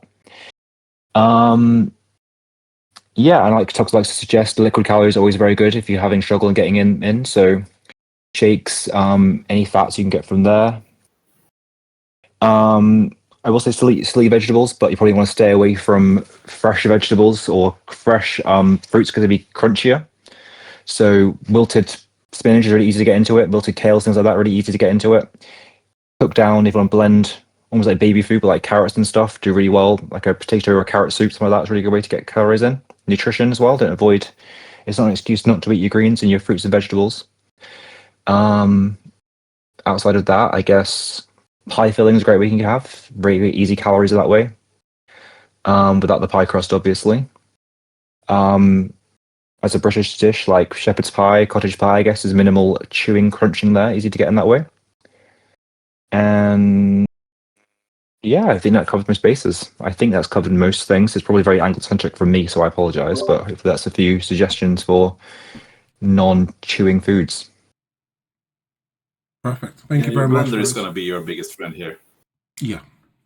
And I know I just posted videos about the Rocky, the drinking the egg shakes. That one I wouldn't recommend unless things gets absolutely dire. That one is not a good suggestion, but It's also not very bioavailable, so I wouldn't do that. yeah. Also, salmonella and that kind of stuff. All that too, but yeah, mostly the texture. This is actually a real question anyway, so I'll make sure to give you guys updates. I have to wear it like 23 hours a day. Stricter now because they've added what it was. I don't know, but I wasn't being strict, so they've added something, so it's hard to take out now, so which should be fun. Now, my last and final question, it's probably more related to you, Jaime, and sorry, Candy and Tommy. What are your thoughts on the epidemic of a bunch of bodybuilders popping painkillers in the gym? I mean, it happens in my gym. There's a bunch of paracetamol like everywhere. So, and what's the other one? Ibuprofen? Yeah. Oh my God. Pronounce it. Like painkillers. This is news to me. Jaime, go ahead, man. This is news to me. Yeah, so I actually work Concerning. in the addictions field too. I work as an addictions counselor. So I've actually seen scenarios where bodybuilders went into like an opiate issue, right? In correspondence with their bodybuilding training, through injuries and stuff like that, right? And it's sad, but it's the nature of certain aspects of bodybuilding. There's definitely been some bodybuilders that have passed because of opiate use in relation to their sorry about that, guys. In relation to their injuries and stuff like that. But that's why proper recovery and rest is really important. And it's also a reason that I say natural too, because when you start throwing, substances into a means of your training or recovery, that's never a good thing either, right? So.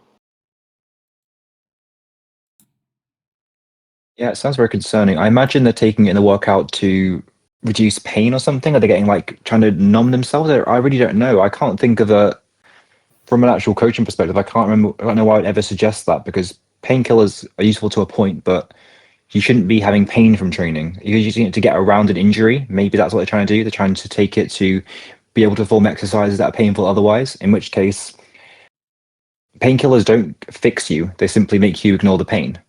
So what you'd be doing is actually causing yourself more damage in the long term, just not being aware of it at the time, which is going to lead to more serious injuries. So I can understand. I would never recommend it or do it myself. But if you have a deadline for a bodybuilding competition and you think, I absolutely have this bodybuilding competition in my entire life, I have to look the best for this competition. If I take these painkillers to get through this for the next week, then have my competition, then recover afterwards, I can understand if you were an incredibly dedicated, single-minded bodybuilder, why you might enter that headspace. But I could never recommend it, because it's only going to cause you more pain in the long run, in a longer injury, and actually maybe turn a minor injury into a serious one, because you're not going to be aware of your actual. Well, pain's a signal to your body, isn't it? It means something's wrong. So if you ignore that signal and keep doing the thing that's causing you pain, it's only going to cause more damage, perhaps more serious or irreparable damage. That's my take on it. Toxic, what do you think? Have you know anything about this at all? News to me. I think that if you need a steady supply of painkillers as a response to the training, then your training is shit and should be reevaluated with your coach. I mean, I can't see a good reason for needing. I mean, if you have, no, I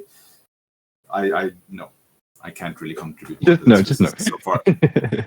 just don't. Yeah. Stop, don't, and no.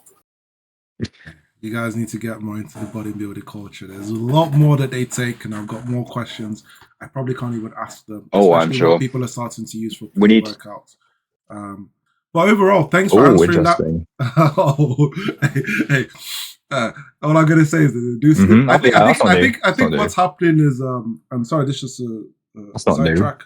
I think there's been like the pendulum switch. So I think what's happened with fitness, it got very science based, and a lot of people just got upset with it. Now it's switching to a very, very, very toxic, like, we don't care, live young, die young type of thing. Yeah, exactly. So Yeah, everything is just, retaliation almost, isn't it? yeah, it's like, it's Yeah. just, anyway, thanks for answering that. Really do appreciate you guys. I'm sorry for being a mic hog. I did see someone else did raise their hand. Over to you. We'll start off with Candy Ask because he was waiting patiently. Feel free to ask your question. Hello. All right, Andy, how you so doing? I'm good. Hello. How are you guys? Doing well, thank you. Even better now. Good. All right, so on my full body program. God, it's Mimi. Oh, yes. Oh, Yes, Oh it's my Mimi. goodness. Hallelujah. I'm just kidding. Sorry, Candy, ask your question. oh yeah. So on my full body program, I have multiple exercises that require me to use a bench on an incline, but instead of like laying back on it, I get on my stomach on it. Like, for example, I have incline dumbbell lat raises and incline hammer rows, dumbbell hammer rows. I forget what it's called, but basically, I have to lay on my stomach on the bench while it's at an incline. And some of the benches I don't have this problem, but some of the other benches I do. And it's that when I'm laying on it as I'm lifting, they start to freaking roll forward. So I'm just curious, do you have any like hints as to what I can do to get the stop? Because it's embarrassing too. Like, I just start rolling forward as I'm doing it. I'm like, why? Dignified. Yeah. Okay. I mean, my first idea would be to put a plate in front of it and just wedge it in. Just put a plate in front of you so you can't go anywhere. That I think would Dang, that's a good idea. alleviate most of it. Maybe a plate or two just to make sure you can't go anywhere. If you have to wedge it in, it's fine. But that should be the quickest fix to it. Be more dignified, I suppose. Dang, you know what? That's an excellent idea. That's why I'm here. That's why I'm here every week, Andy. I got you. Okay, and then I have a second question, and this should be it. So, kind of tall, I'm 6'2", and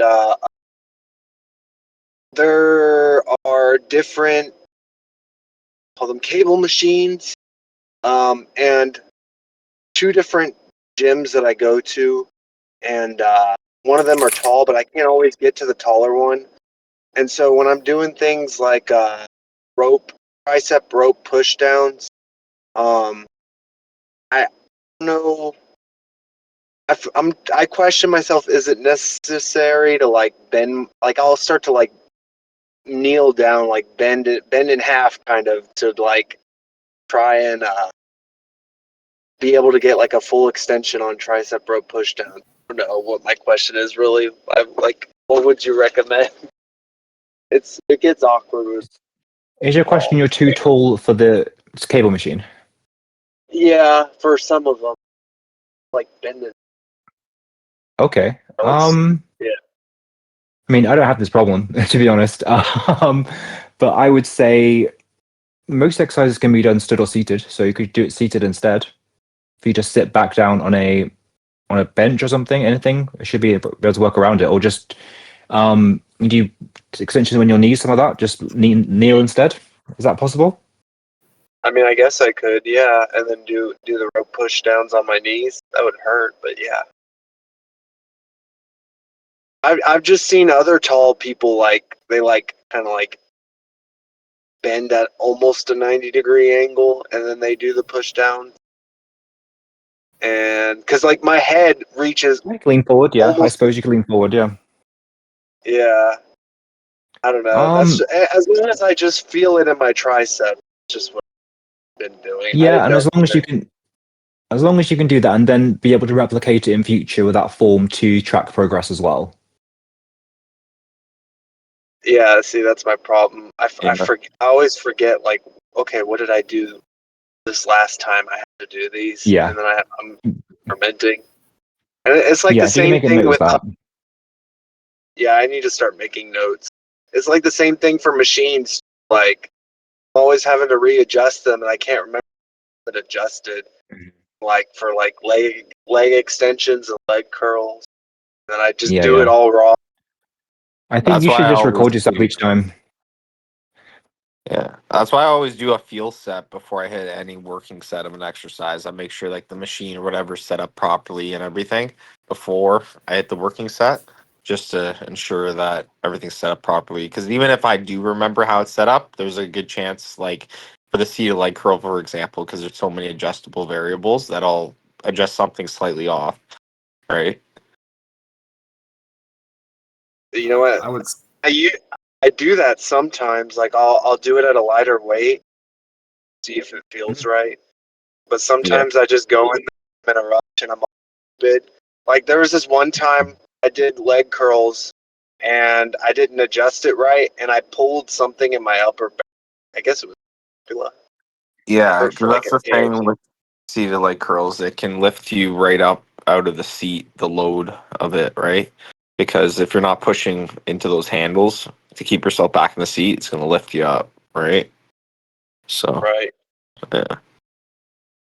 Okay, those are my two crappy questions. I'm sorry. No, those are I'm good trying. questions.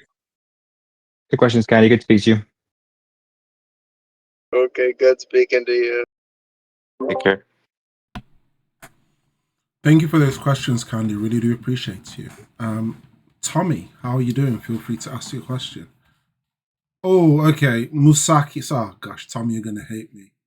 Not me, mate. Okay, cool. Musaki, feel free to ask your question. Yo, hello. Hey there. What's the short, quick Yo. question? Yeah. Sorry, man, I was like 1.5 liters alcohol, but don't worry, the wine was diluted. Either way, my question was when you have like yogurt or something like kind of wet, but not like pure water, where do you put it? Like, do you put it in like for the protein shake box or whatever it's called, or like where do you put it? You know, let's say you're Wait. packing for school or for work, food for work. Oh, okay, right, okay. That's sorry if I don't I properly mean, address. anything that's going to be sealable is going to work, really, isn't it? Anything that's a container you can seal, you can put it in a protein container if you want, but anything that's going to be sealable is the main thing. Doesn't really matter that much. Yeah, I was Or you can wondering get if I like pouches. maybe. I usually I have made a habit to like make lunches from time to time, but I don't know where you put like yogurt and stuff like that because I don't want them to leak into my school bag, and that Yeah, could of be course. a Not ideal. Yeah, I would have any kind of like sealable bowl or container, or you can get like yogurt pouches. Maybe they're more convenient than just a single serving pouch. You can have that, and obviously not as good for the environment, but it's pretty handy for these situations when it's like just a single serving and you can throw it out afterwards. Yeah, I was wondering whether to where you put the protein shakes, like shake them and you drink from them. I was thinking about Yeah. using them. Yeah, Another that'll work. question was for like the where do you put like the cutlery, spoons, forks, stuff like that. I don't mind like after I have eaten to put them in the box, but getting them greasy and stuff up Just bring a while small making plastic them. bag. So, Just bring a small plastic bag and just have them in there. We can use the bag the next day if you wash it out. Just plastic bag, easy. yeah, that's all, man. I'm kind of drunk, so that's all from me. All good, man. Take it easy. Stay safe. Good to speak to you. Yeah. Anyway, is alcohol anabolic? Whatever it's called. It is not anabolic, no, I'm afraid. Fuck. Okay, bye. Thank you, Musaki. I really do appreciate you. 10 out of 10 questions, not gonna lie. Tommy? Is alcohol anabolic? I know, right? We've had freaking devil's lettuce. We're breaking all the rules today. Yeah, Tommy. the devil's lettuce one was funny. That was hilarious. Yeah, I knew he was gonna. When he raised his hand, I remember the conversation I had with him in chat. I knew something was gonna happen. You knew. Well, It's like no. I didn't know he was gonna. I don't know how to explain it because he trolled. He was It was a guy I told you guys about the incident where he was trolling and rage baiting me. Yeah, So I yeah. had a feeling it was either going to bring that up or it was gonna. I don't know. It felt like he was going in the right direction, and then it was like, car crash. But it's all right. Yeah, we got there the in the end. truth We got there in is, the end. I know quite a few bodybuilders that like smoke weed recreationally, but they don't like do it before their training. Like that's not a After, yeah. beneficial context Commonplace. for it. You know Commonplace, what I mean? isn't it? You know? Yeah, Chris But you said is our during, expert. so that was even more of a troll thing. You know? I think he said during. Yeah. I Yeah, think it's that during, was which is crazy to me. Yeah. yeah. Can't imagine that. Anyway, Tommy, sorry for keeping you waiting. Feel free to ask your question. Yeah, man, it's fine. You guys sound like the four of you. You sound like I don't know what's called, like brothers or like fathers that are in a bar just chatting, like just sitting down having a good time with a Got the lager. fathers That's what you now, guys. we've got the fathers now. Wait, Tommy. So we sound like a bunch of people who are on a podcast. On a podcast. What's this guy talking about? I'm just saying, no. It's a good thing. I mean, like you guys are just sitting around chatting and stuff. Good vibes. Just good vibes. Good vibes. What I'm saying. Yeah. Good vibes. It's good to hear. I mean, Is yeah. How you doing, Tommy? No, It ask sounds the question. like one of those podcasts you see on like Instagram scrolling, like that kind of stuff. Nice. Nice. Nice. It just sounds pretty chill. That's all. Yeah, I probably should go to bed now as well. But I had a question, and it was good that Jim is around for it. So yeah, I'm still very much like considering like going into bodybuilding, like like amateur level stuff, like obviously, and I'm still very self-critical about like physique in general. But that's all roads lead to Rome. That's part of the package. Right now I'm about 90 kg. The weight itself doesn't matter, but I think I look decent. Like obviously I don't look like competitor level, but I look decent in terms of looking recreationally good. I can post a physique update one of these days. But I really want to get to 100 kg like in my lifetime. Not necessarily 100, but I would like to pass 90, and it's really difficult to do that lately. And the unredeeming like qualities of my physique right now, I'll probably say like what's it called? You know the fat around your V taper. I've forgotten the name. The belly All the fat. bottom. Oh, The love the handle. nothing top. Yeah, the love handles. Yeah, around the obliques. And I was thinking, yeah, because right now I'm not really looking to cut. I don't think I'm in a place to want to cut yet, especially because I'm not going to use it for anything, and especially because I'm still struggling with nutrition as of right now. So I was thinking of whether, because I know you can't target fat loss because it doesn't work that way. I was thinking that would it be possible to work on accessories like, for example, your obliques or your let's say a rear delt, or like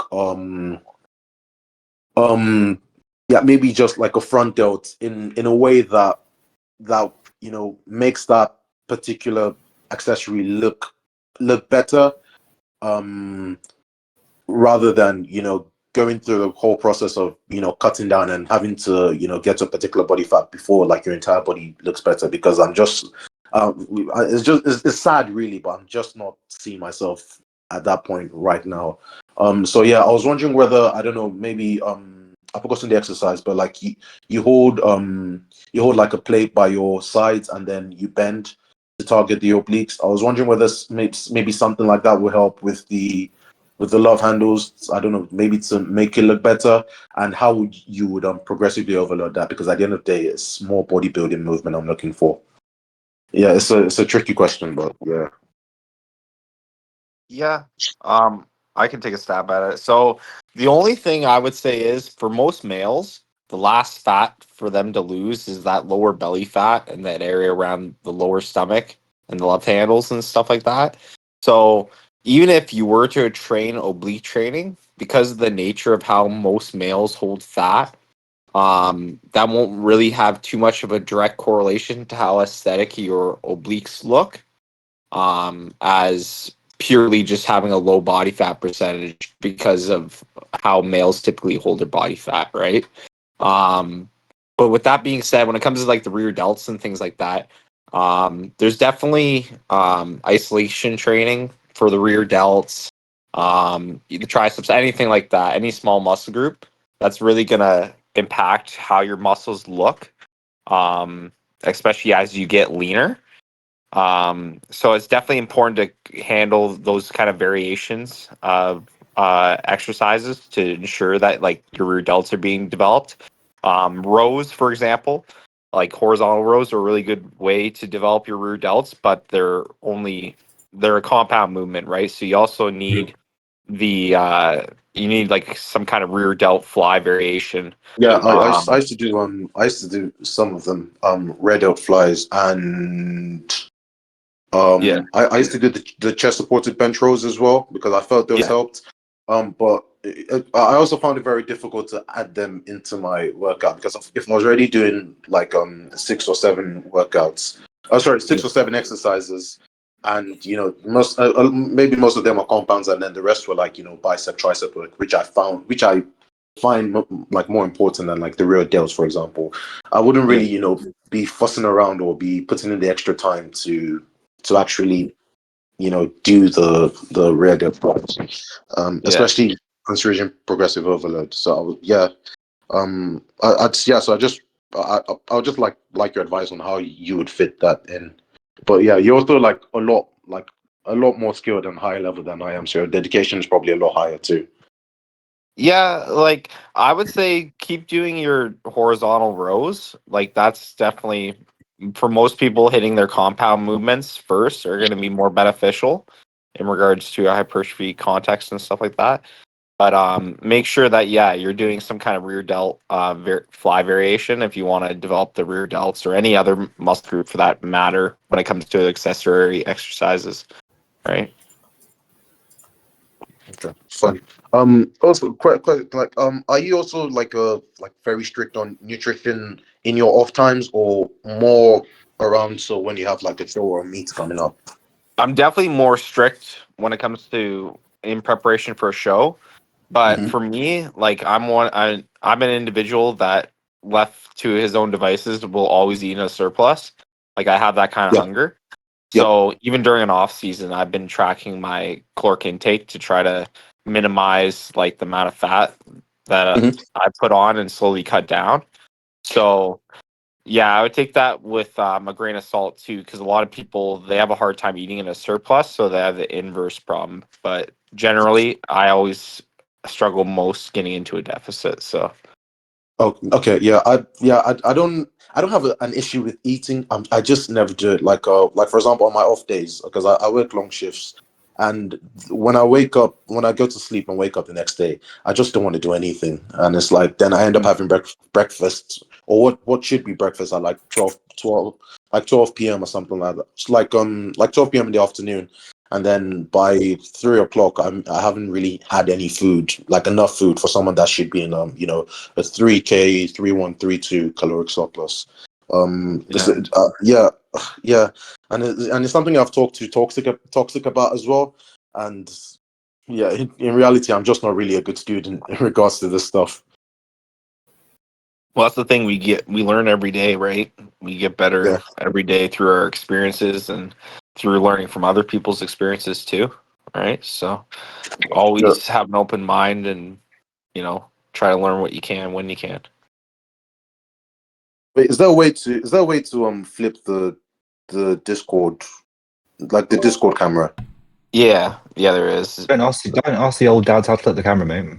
Wait, Tommy, aren't you like? I don't know. I don't spend most of my days on. I don't So if you spend most of click my on days on. I'm scared. I'm scared, Tommy.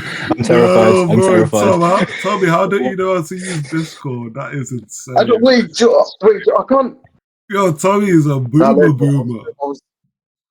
what? He's like, I was gonna because I'm standing in front of a mirror now, and you wanted. I've eaten already, so like this would probably be my resting physique, and I thought it looked like okay enough to show, but then Yeah, it shows my face, and I don't don't worry. really want that. You can probably show it in selfies and just tag all through of them. Wait, Yeah, no, wait, no, And Ao, just and Ao. Sure. Tag me. Wait, okay. Man, I'm gonna roast on the fact that you don't know how to freaking screen share or record or put your No, camera no, on no. I didn't Discord. say. That I is didn't say insane. screen share. I meant to, because it's I know you want to like flip it. You want to flip it to show the front. I'm not having it. It's too late. It's Bro, 11 p.m. I'm bro. not having it. It's okay. No, it's Sure. okay. Wait, Mimi has been waiting, but what I'll say is, Tommy, just post it in selfies, tag them, and they will help you out. Sure.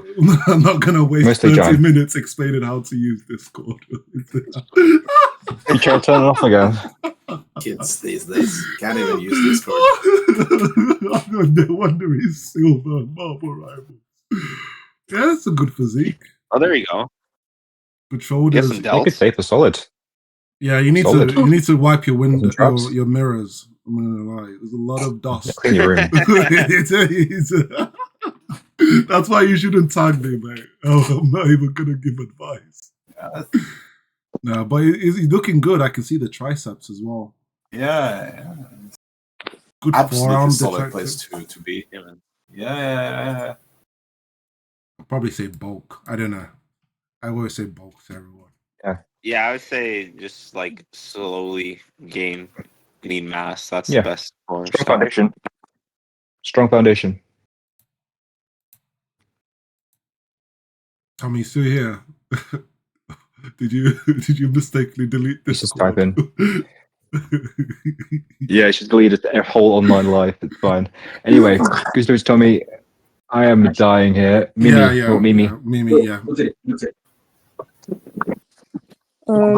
Hello. Hey Mimi, how you doing? Hello.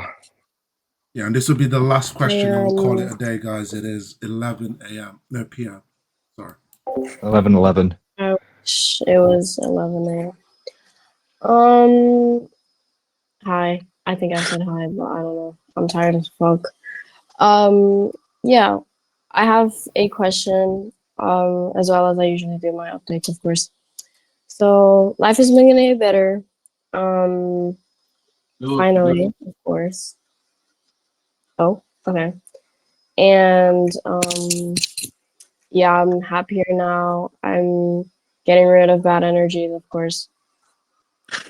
And so everything feels better now.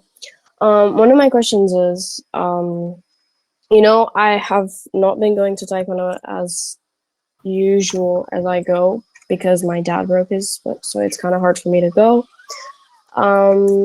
But I went this Friday. What day was it? Yesterday? Friday. Yeah, so I went on Friday, and I still noticed the thing that I've mentioned a few weeks back, which was that my hips feel like they're tensed up. They feel like whenever I try to kick or something, they feel like they're stuck.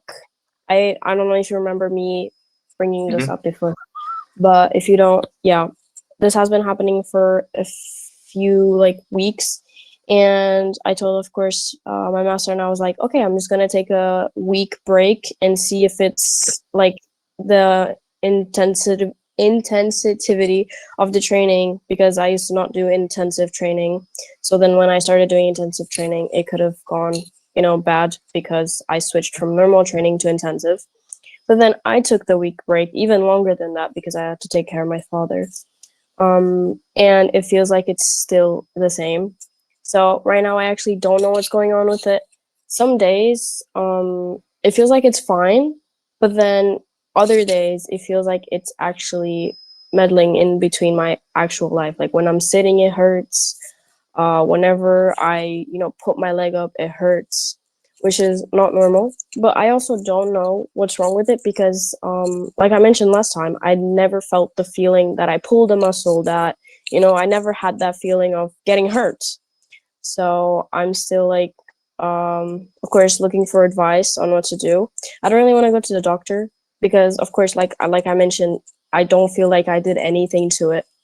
And it's not that pain that you say yes, I need to go to a doctor, but it just feels weird, feels like the muscle is not wanting to move as much. And then because of that, I also had an injury lately, which was I instantly fell with my legs open. That sounds really bad, I know, but it hurt like my groin really bad.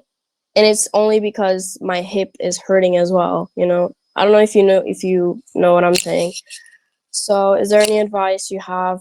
I've been doing exercises like warming up as well, way better than before, and it's just it just keeps going, and I just don't know what to do anymore.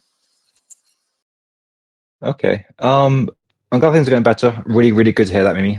Keep the updates coming. You keep tagging me for updates.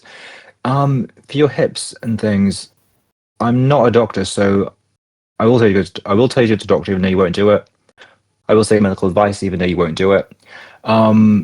Stretching is not the best way to do it, and slowly increasing the range of motion. So maybe like deep bodyweight squats, maybe like a horse straddle stance, like a sumo deadlift stance. I think if you can slowly, work through range of motion, figure out where the pain is, and work within a safe range of motion to slowly, progressively push that. That's what I'd recommend doing. I know it's not very fun advice. It's probably similar to what you're doing already. But I just ease into it and take time with it. That should be, relieving it a bit. Have you tried like any yoga or anything, or like dedicated mobility stretching or anything? Not really. We just do like Well, the do that stretching, then. and then I do like a little bit more of the advance, and then after the practice, I also try doing a little bit more. But it's just like one side of my hip. It's not like the two sides, It's just my right Yeah, side, yeah, which is my bad. that's fine. It's my bad leg. So like I don't. This is what makes me even like weirded Mhm, out because I don't. It's not my good leg, So I don't kick as much with mhm. it, and I don't kick as hard with it. So then, It could just how be could if this compensating. happen? It's probably just compensating. I think just stick with the slow increase in mobility and stretching for it. To be honest, it should get better. Be gentle with it. Don't do any like fast movements or jerky movements with it. Keep it nice and smooth. Keep it easy, and progressively treat it like strength training and slowly increase the range of motion and go from there. I think that should make a big difference. You can probably do it daily if you want to. Um, that's my advice anyway. What do you guys think? I think like with hip mobility, like for me personally, like again, I don't think there's a means of where I could get good enough at kicking high in like martial arts, given like all the like let's put it this way. Every time I do like hanging leg raise on a captain's chair, I feel my hips like pop in and out. So I definitely don't have like the hip mobility currently to like do a high leg kick without injuring myself. But with that being said, like I think regressions are always like the best means of getting to an end goal. Just like Chris said, like doing regressions and then eventually progressing up to full kick without it hindering you, which may take a very extended period of time to be totally honest with you. But yeah.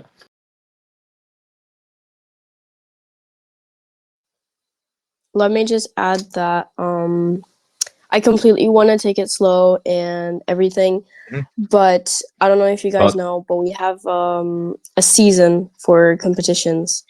And unfortunately, mhm, that season is really, really close. So that means I have to do mhm. intense training right now. I have to give everything. I have to lose weight. I have to do, you know what I mean? So then it's also hard for me Yeah, to like keep up with practices, but then take it slow with my hip because, Taekwondo is literally legs. So then yeah, of I course. can't it's not even like those martial arts where you're like, okay, I can't move my legs, I'll just do like punches something. But in Taekwondo, what you Yeah, do yeah, is mostly legs. So then I'm just sitting there and I'm like, okay. And then sometimes I don't even like kick with my right leg. But the issue is when I kick with my left leg, I feel the tension on my hip still because that leg is the one that's on the floor and it feels the weight of the yeah. body. So that's the issue. So like I'm like, make up your mind. Like let me practice. What are you doing? Like my body is not Mhm. helping me out. You know what I mean?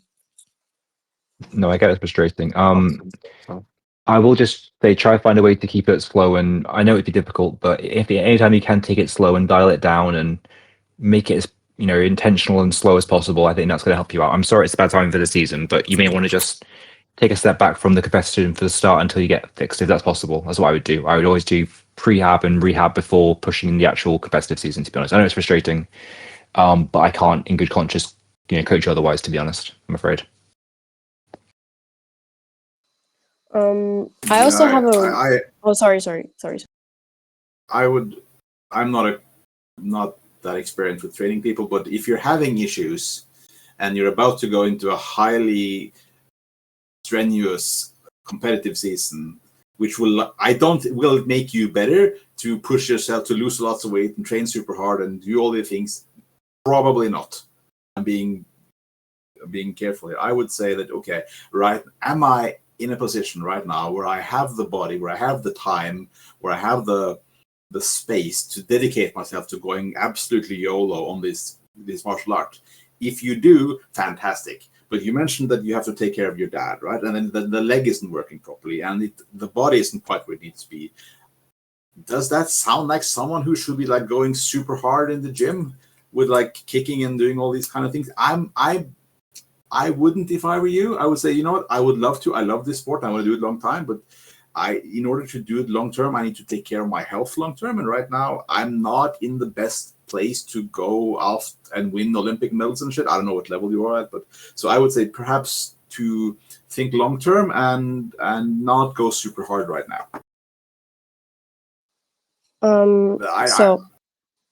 I completely understand what you mean, but I don't know if you've been here on the other podcasts, but Taekwondo is literally not just a sport for me, as some also do not think gym is just a way to go to the gym and build muscle. For me, Taekwondo is a distraction. So I've been having a lot of stuff happen in my life. So when someone tells me, oh, just stay home, get better. Oh, just you're having a lot of stuff happening in your life. Like, it's not just that, you know, like when I go to Taekwondo, everything goes away. It's like a second family. It's a sport that pushes my body. It's a sport that you do not have time to think about anything else but what you're doing there. You know what I mean? It's like it clears your mind to the point where you're just sitting there and you're like, okay, what kick am I going to do next? You're not thinking like, oh, my dad's suffering. Oh, no, you're sitting there, not sitting, actually, you're standing. But you're sitting there and you're just thinking like, what am I going to do next? Where is she going to punch me? Where is she going to kick me? Like, it's a way of distraction that is so intense that you feel good. You feel good. It's the best distraction for me. I've mentioned this with Chris, with AO. I don't know, like I've mentioned, I don't know if you've been here on a podcast, but it's been such a great distraction for me because I've been having some issues lately. And like I mentioned, when I got into a rut, I mentioned that to AO and Chris, that I was really upset that I had to get off Taekwondo for a little bit of time because when I'm in a rut, Taekwondo is literally my escape. And then being in a rut and not being able to go to Taekwondo is like death for me. Like, actually brings me to a hole where I'm just sitting there like, no. And then as they know, I got really bad mentally because why? I was not getting any distraction. I was not going to Taekwondo. I was not letting anything out.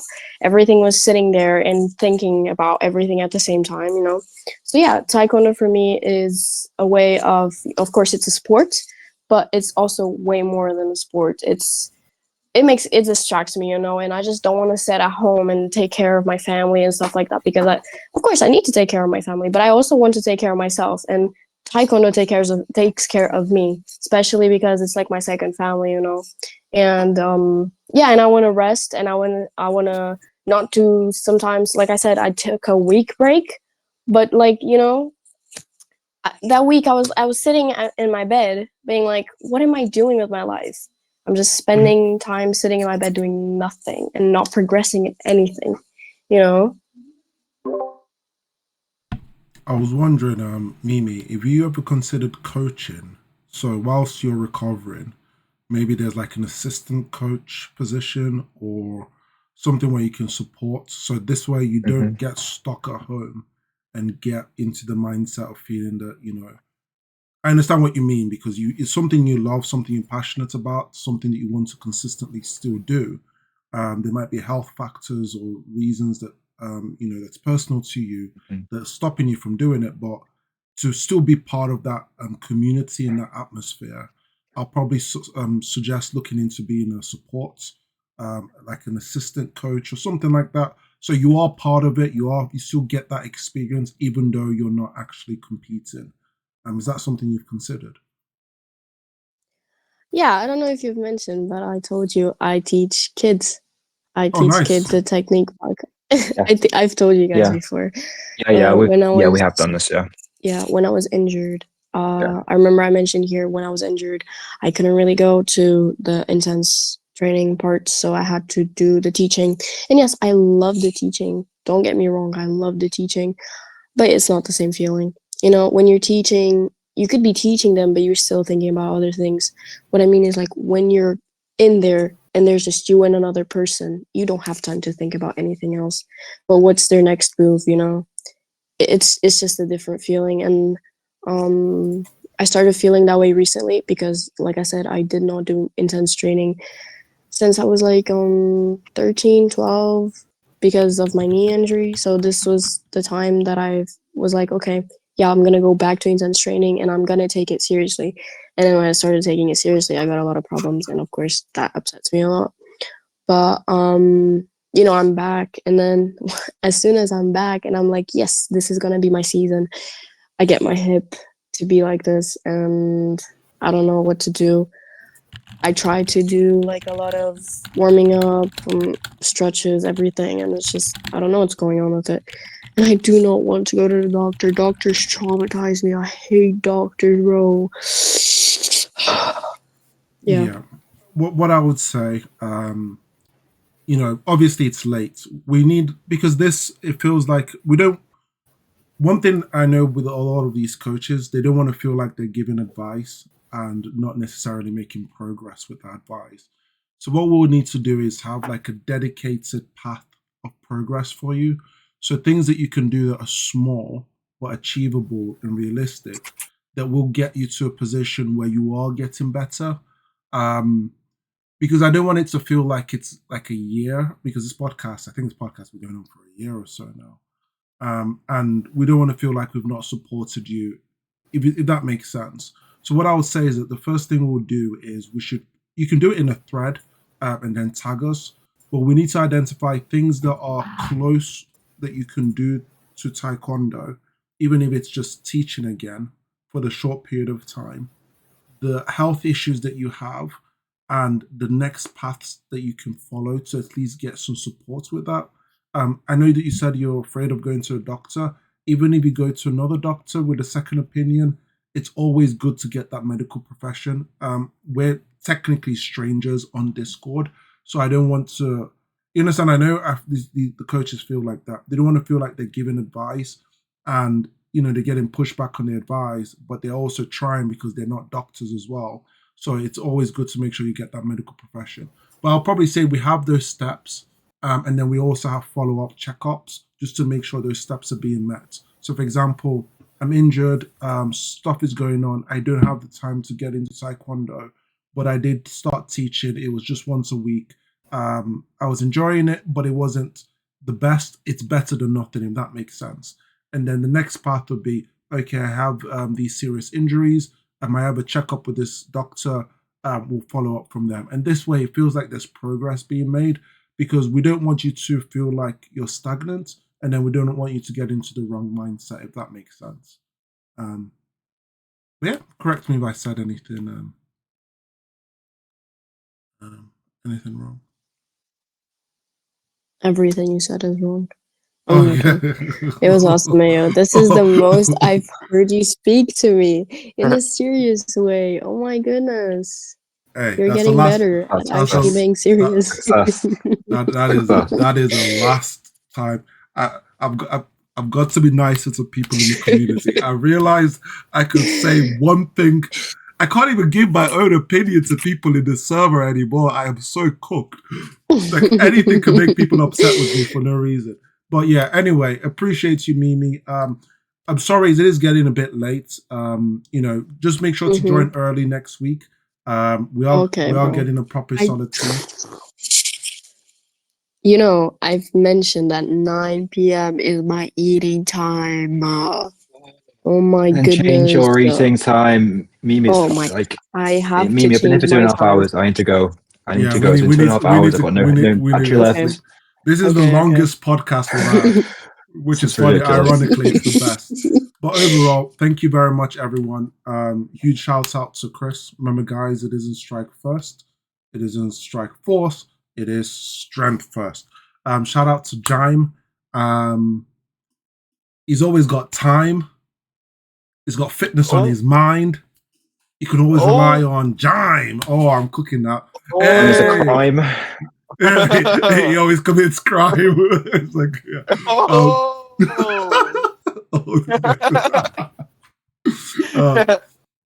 if you're ever feeling sick, right. Thanks for having me on. you here, can guys. always rely on Toxic. Hey, I'm getting good with these rhymes. But guys, this has been absolutely amazing. Thank you guys for joining. Probably one of the longest podcasts that we've had. I personally think it's a blessing and a curse. It's one of those things that, Chris, I'm not too sure if you remember the first few that we've had where there's nobody there, no questions, and we're trying to think of things. But overall, thanks for the support, anyone. Candy asked, Mimi, everybody who stayed to the very end. Thank you. God bless you. Have a great day. Bye. Discord podcast. Take care, everybody. On a weekend. We are friends. Real life friends. Losers.